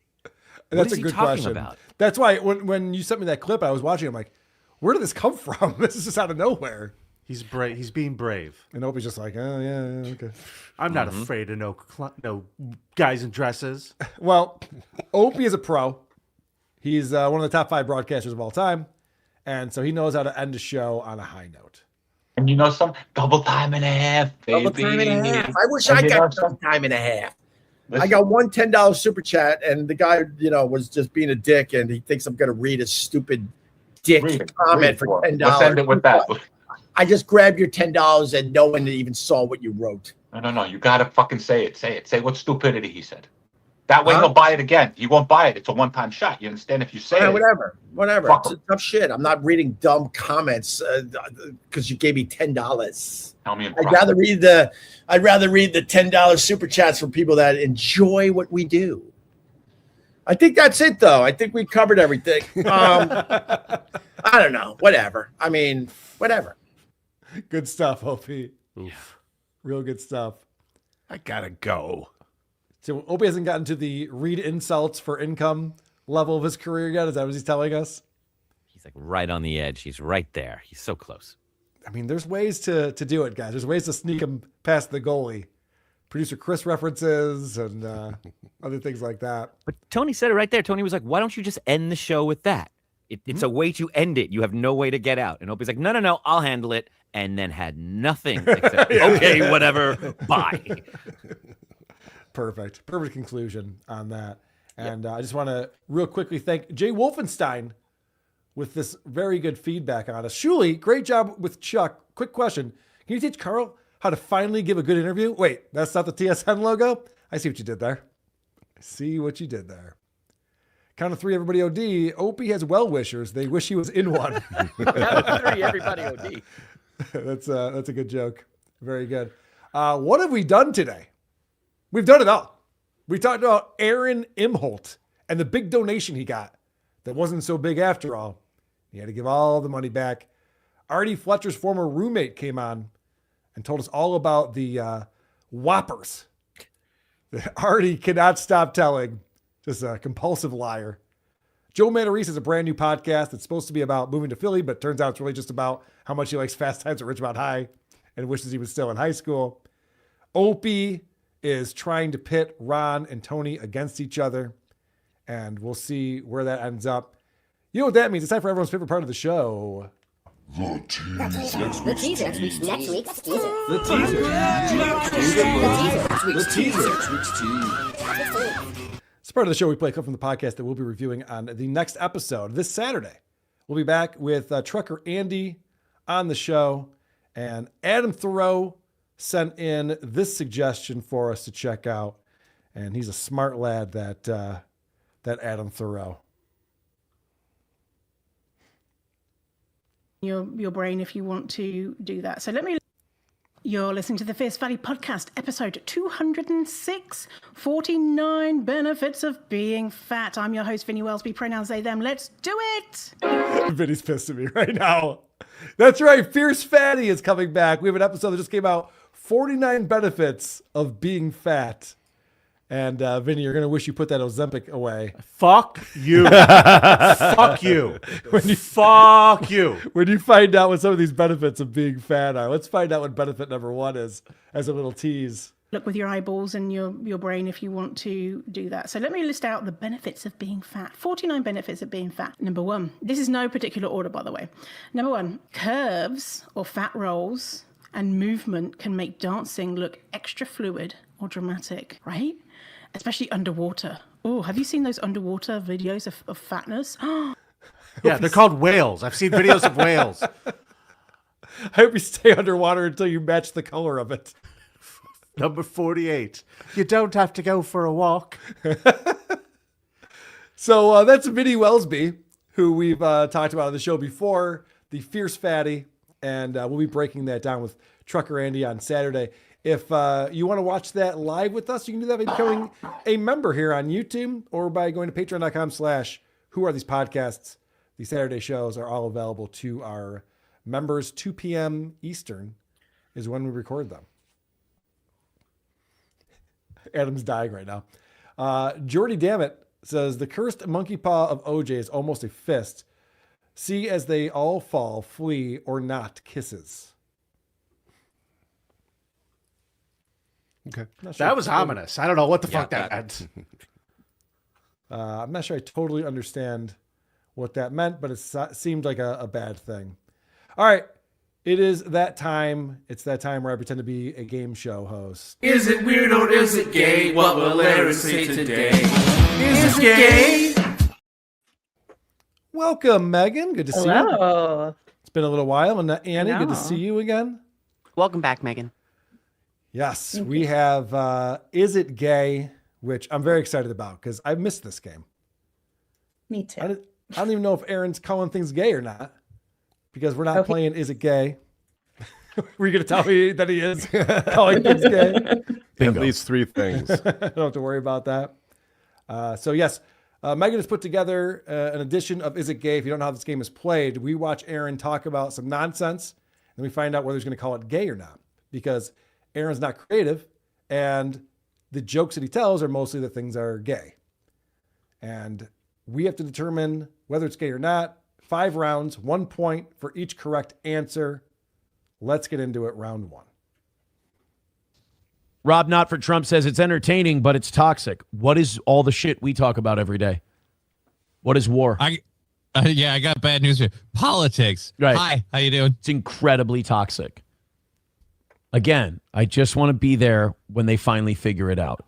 Conditioner on my D says they're dysfunctional drug addicts who should not be around each other. I mean, yeah, if you're no fucking fun. Starting to sound like you, Carl. I know.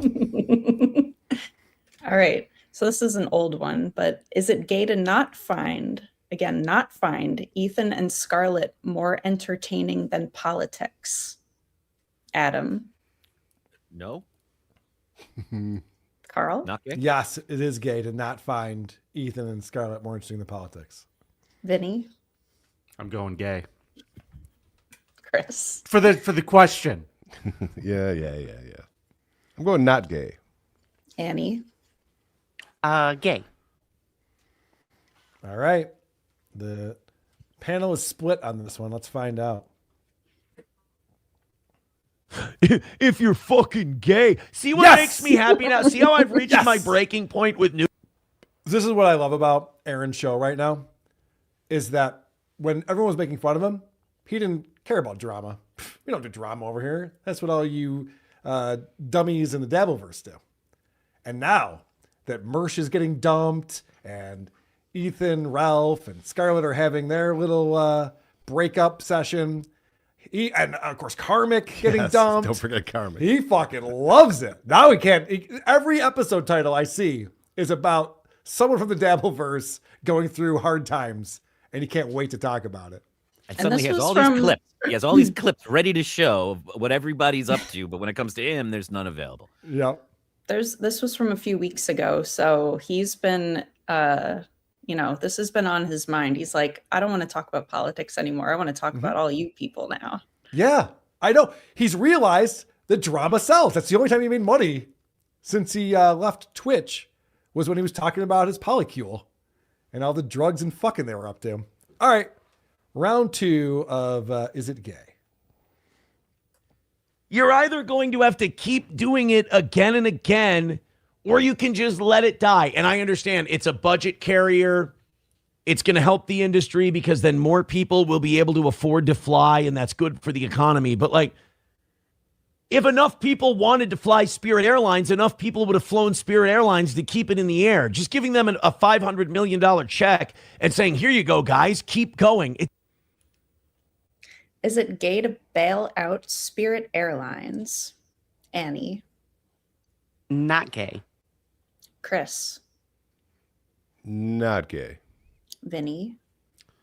Gay. Carl? I gotta go gay. I'm going gay on this one. Not gay. All right, let's find out. It's very somber. It's so us. It's so what we do. It's what we do. Damn it. Went against my instincts on that one. But what he does is kind of gay, right? Like, we can give me half. Well, That's true, yeah. You're referring to us. Yeah, that's a good point. All right, round 3 coming at you. And a linebacker from, I think, Cincinnati, who's going to be really good. And then that Miami safety I'm really excited about, too. So I like the Vikings draft. I think we made great use of the picks we have. However, I did ask a bunch of dudes in the sauna, quote, who's excited about Game 5 tonight? Ugh.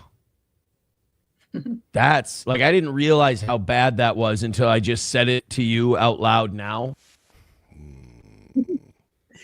Is it gay to ask if you're excited about Game 5 in a sauna?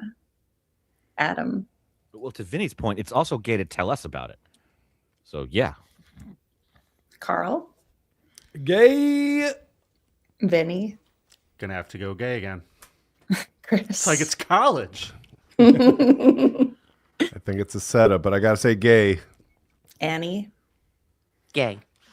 All right, we're all gay. United on this gay. one. I'm ashamed of myself. So gay. Yes. So gay. All right, very good. That was a softball. You have that one over the plate for us. We appreciate that.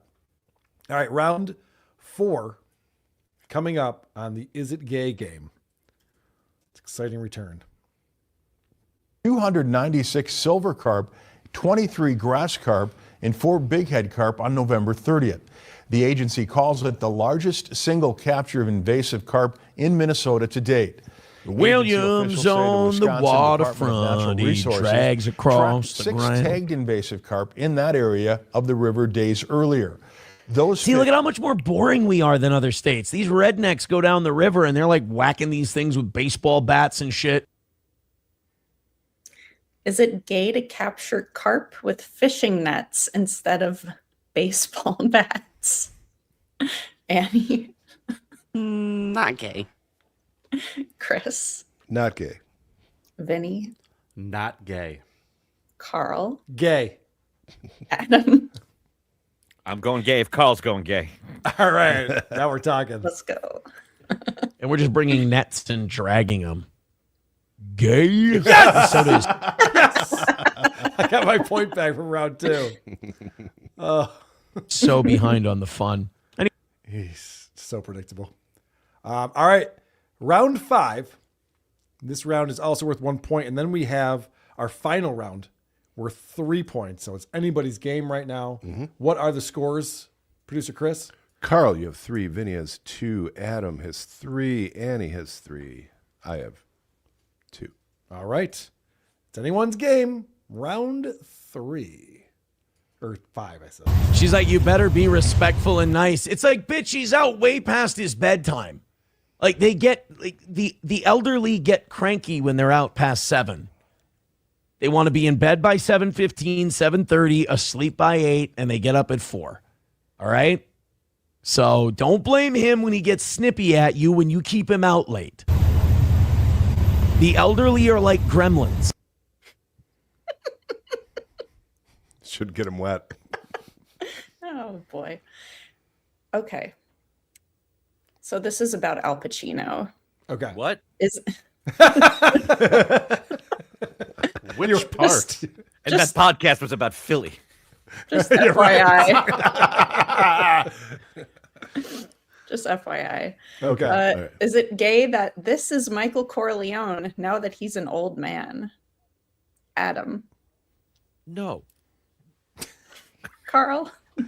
I'm going not gay on this one. Vinny. Picking up points. Gay. All right. Chris. Not gay. Annie. I'm going with Vinny and saying gay. All right. Got 2 gays. Hope you were happy.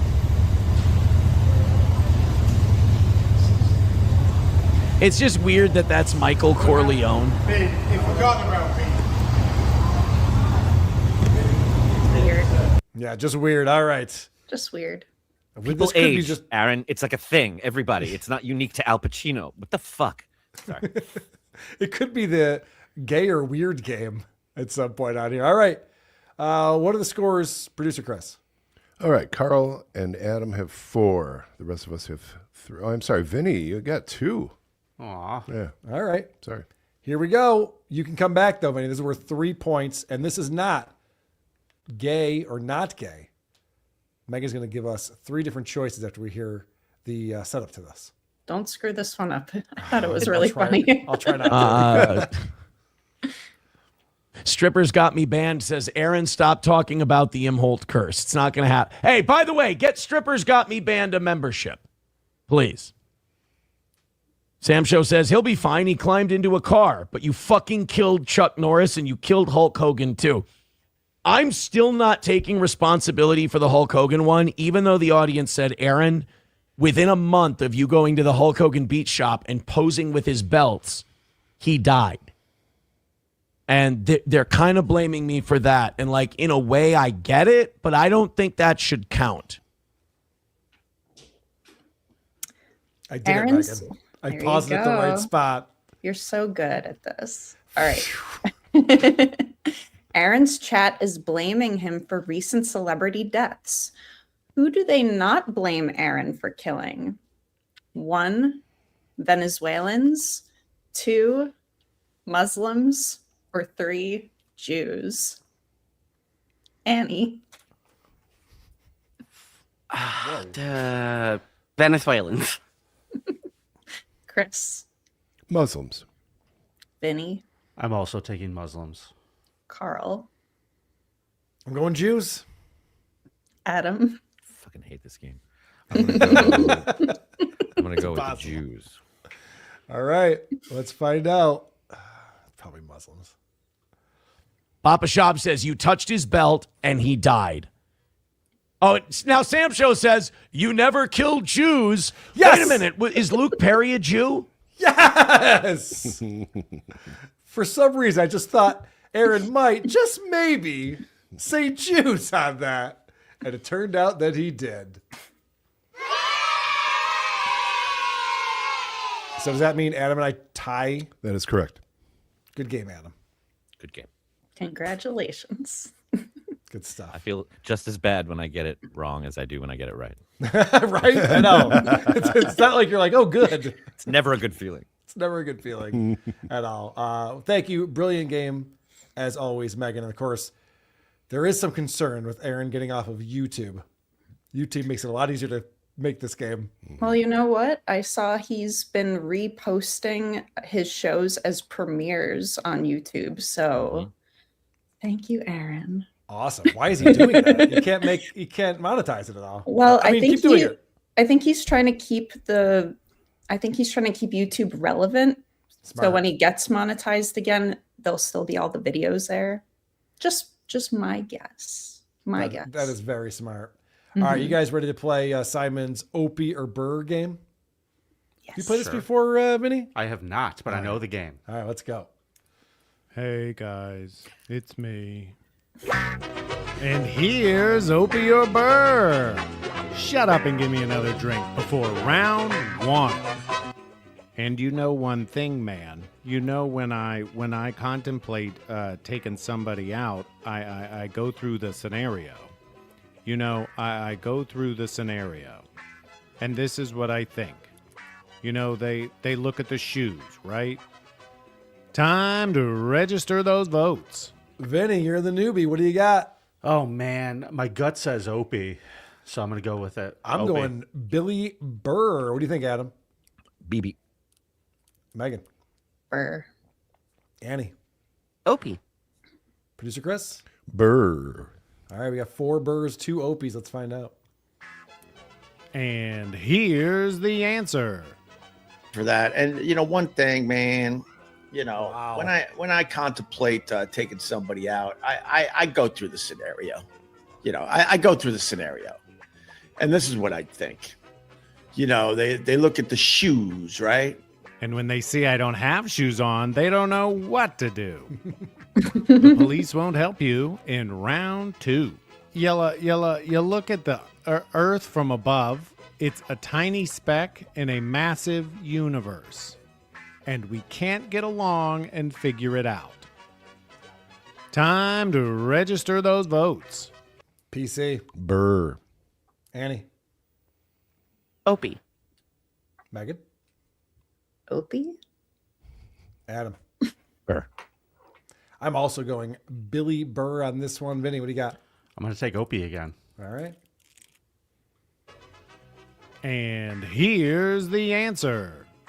You look at the Earth from above. It's a tiny speck in a massive universe, and we can't get along and figure it out. Idiots can't even figure out how to walk around on Greg shells. Wow. That was a tough one. I really thought that was a Bill Burrism on that one. Well played, Simon. Even Anthony Cumia got that one wrong. All right, round 3. Can Opie get along with his coworkers in round 3? Did I hour therapy? Yeah, me and the voices in my head. There you go.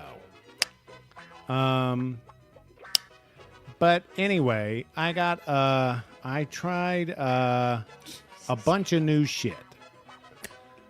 Time to register those votes. These two are identical. How is that possible? I'll go first. I think that's going to be Bill Burr on this one. Adam? Burr. Sir. Megan? Burr. You got Burr? Yeah. Vinny?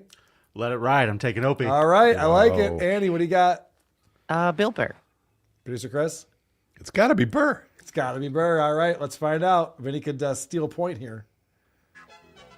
And here's the answer.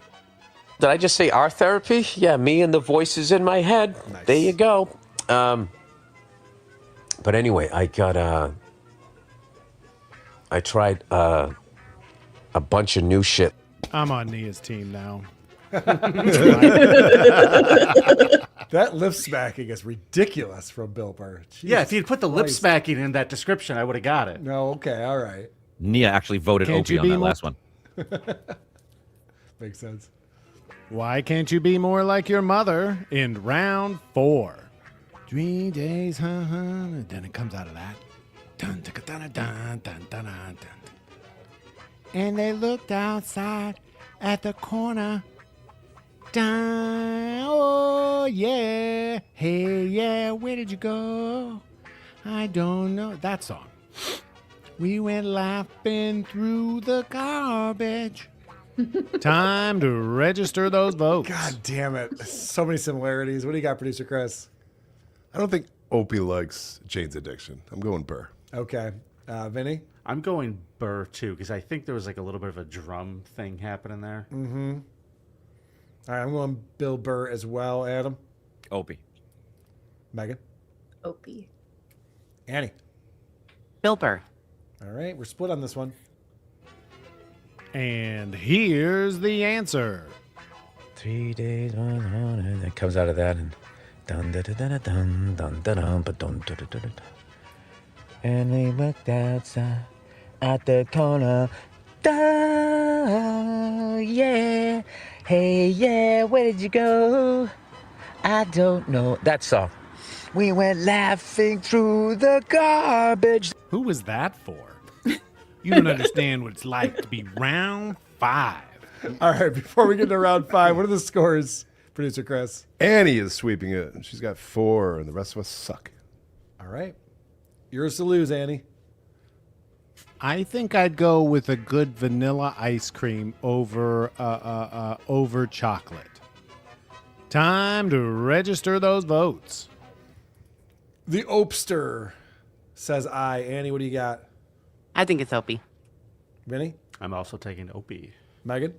Opie. Adam? It has to be Opie. PC? Opie. Why does it has to be Opie, Adam? What's your rationale on that? I already forgot. Perfect. And here's the answer. I think I go with a good vanilla ice cream over chocolate. What if the chocolate has a little, and I mean little tone? Congratulations! This week's winner will receive 2 VIP tickets to Stuttering John's funeral. This has been Simon from the Worst Ever Podcast. Goodbye. That's exactly what I wanted. Congratulations, Annie. That's an amazing prize, but don't get too excited. I hear there's going to be lots of seats. That's a good point. Can't paper the room. So the reason why I thought it had to be Opie is because when Opie's going through this sugar addiction withdrawal, he was saying that he eats a ton of ice cream. That's why he has cut out sugar. He loves ice cream so much. So I figured he'd be more likely than Bill Burr to be talking about ice cream on there. Yeah. Megan, we haven't heard anything about our Spotify comments in a little while. Of course, this is an audio podcast. We're available wherever you listen to podcasts, Spotify being one of those places. And you can comment on individual episodes when you listen on Spotify. And Megan likes to go through and find ones that call her cute. So what do we got for us? Well, I have a bunch of them that I saved from the past few episodes, so I can rapid fire them if you'd like. Please, let's go. All right, hold on. All right, so let's start at episode 722. Kenny says, "Hello, police. This is Stuttering John, and Megan is reading mean comments about me on Spotify. Please arrest her." Is that why you were gone? Were you in jail this whole time? No, it's because I got some group text from you saying, "I want to watch the Sabres game. Can we start an hour early?" And I'm like, that is true. You were so happy when they lost in overtime of Game 7. Finally, You didn't see Mrs. Hughes where you were, or any members of the family, or any Shelly Miscavige, right? Everything was all right? Okay, just make it sure. it's all good. All right, sorry, I won't stop you again. Keep going. Jay Santee 76 says, For someone that is extremely wealthy, John sure likes crap pizza. Red Baron is the cheapest and worst frozen pizza. Also, when are we getting video on Spotify? I don't want to watch the whole show. I just want to see Megan when she chuckles and laughs. You can always come on YouTube for that. I'm on YouTube. She's always on there. Vinny, your thoughts on Red Baron pizza? I have none. I can't ever remember having one in my life. Correct. That's the right answer. It's true. You can get it at the 7-Eleven next to Carl's house. That's true. Yes. I'm not invited to Carl's house either. Episode 723, Kumquat Div TV Tuning says Megan and Annie rule. Nice. Episode 724, Tuki's Unpaid Staff says, if you want to listen to a show talk about cum shot size, then this podcast is for you. Jerry the Jerk says, good grief, don't ever play Howard and Beth talking about tampons again. Great show, though. 5 stars. That was wild. Beth forgets she has a tampon in and throws another tampon in there? You know, doctors recommend to not wear those, so. 2 at a time, you mean?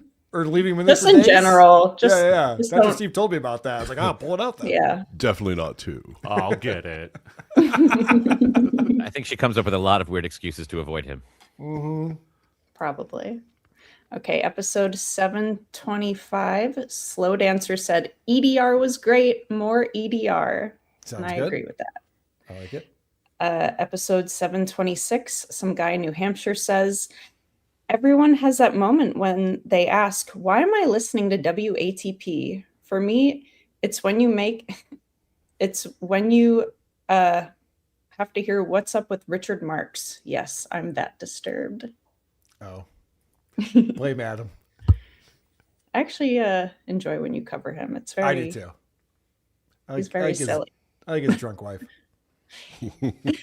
Episode 727, Backdoor Benji says, if you replace Stutjo's alcoholism with Tom Meyer's sense of humor, you get Artie. Wow. Interesting. Yep. It's an interesting cocktail. Yep. And then last week, episode 728, some guy in New Hampshire says, hey, Ope, a better historical fact than Paul Revere's ride is when the co-host texted, the little cunt won't even look at me. Remember that one? That was a good historical fact. I like it.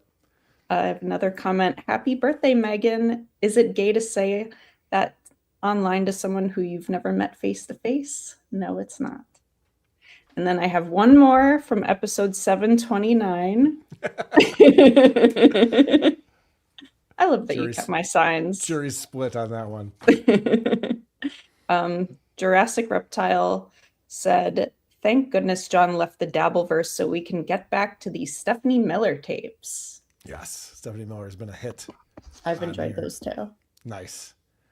Annie, do we have any new reviews that have come in? Yes, we do. One coming in from HRod says, not even worth a review. Nah. That's pretty good. Is that a 5-star review? No, it wasn't worth a review. They didn't even type in nah. It was just NA, like not available.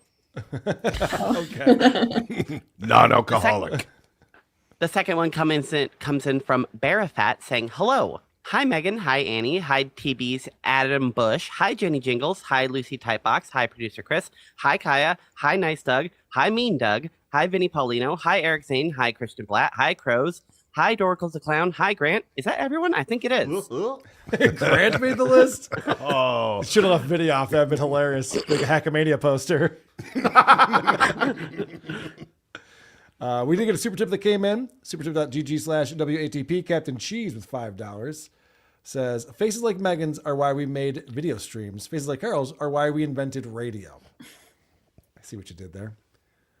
Yeah, just block that my part of your face and makes the show a lot more enjoyable to watch. I have some voicemails before I do that. Adam, you have anything to plug this week?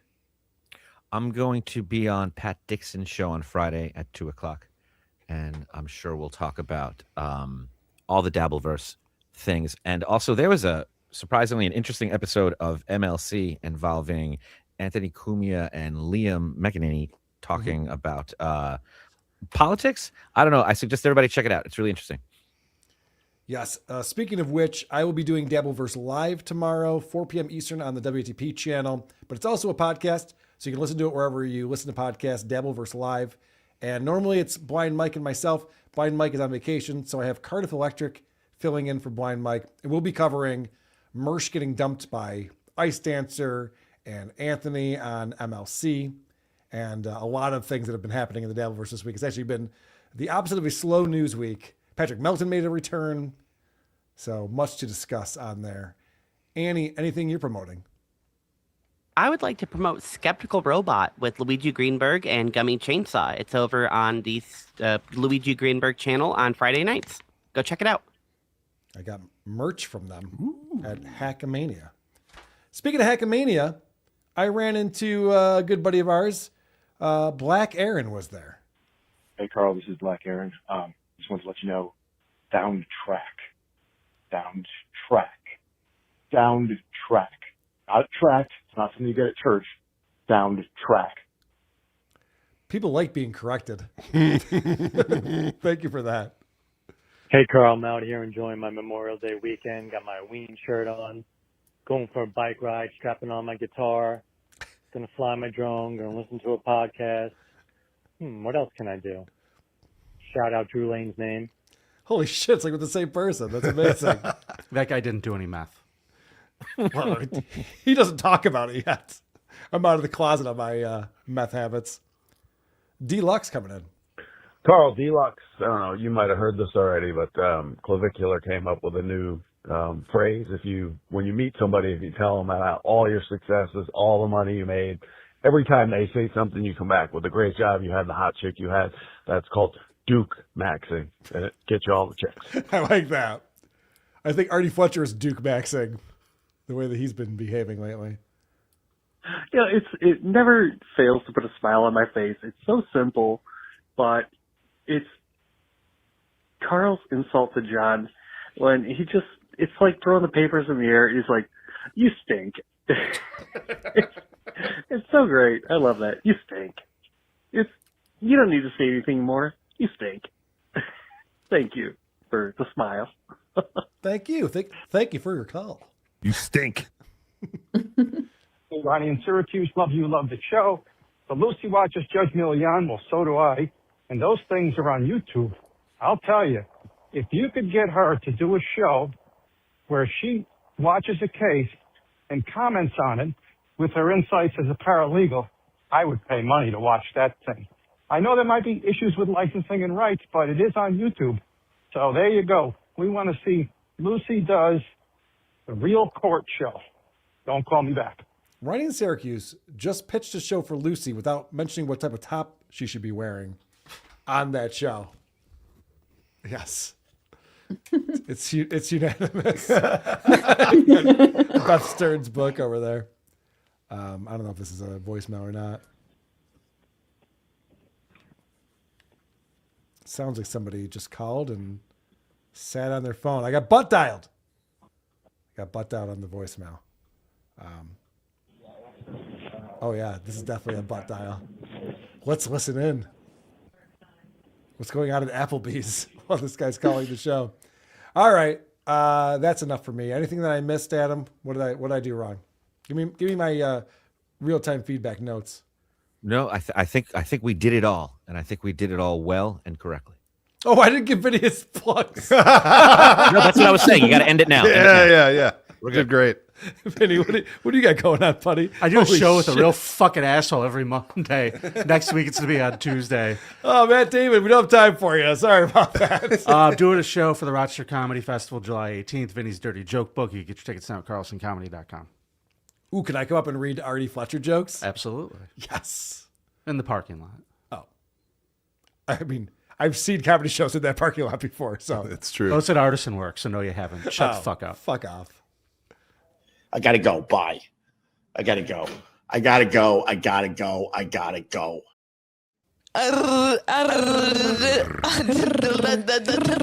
Okay, bye.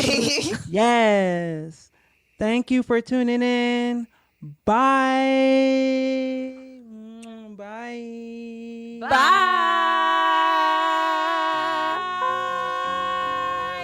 A plane has hit. I rewatch iCarly. Boom. Fuck his mom. Boom. Boom. Bye. Boom. A plane has hit Vinnie Paulino because he's so fat. Boom. This is it. It's over. Okay? Goodbye. Goodbye. Hey, goodbye. Okay, bye. And that's the truth. It really is the truth.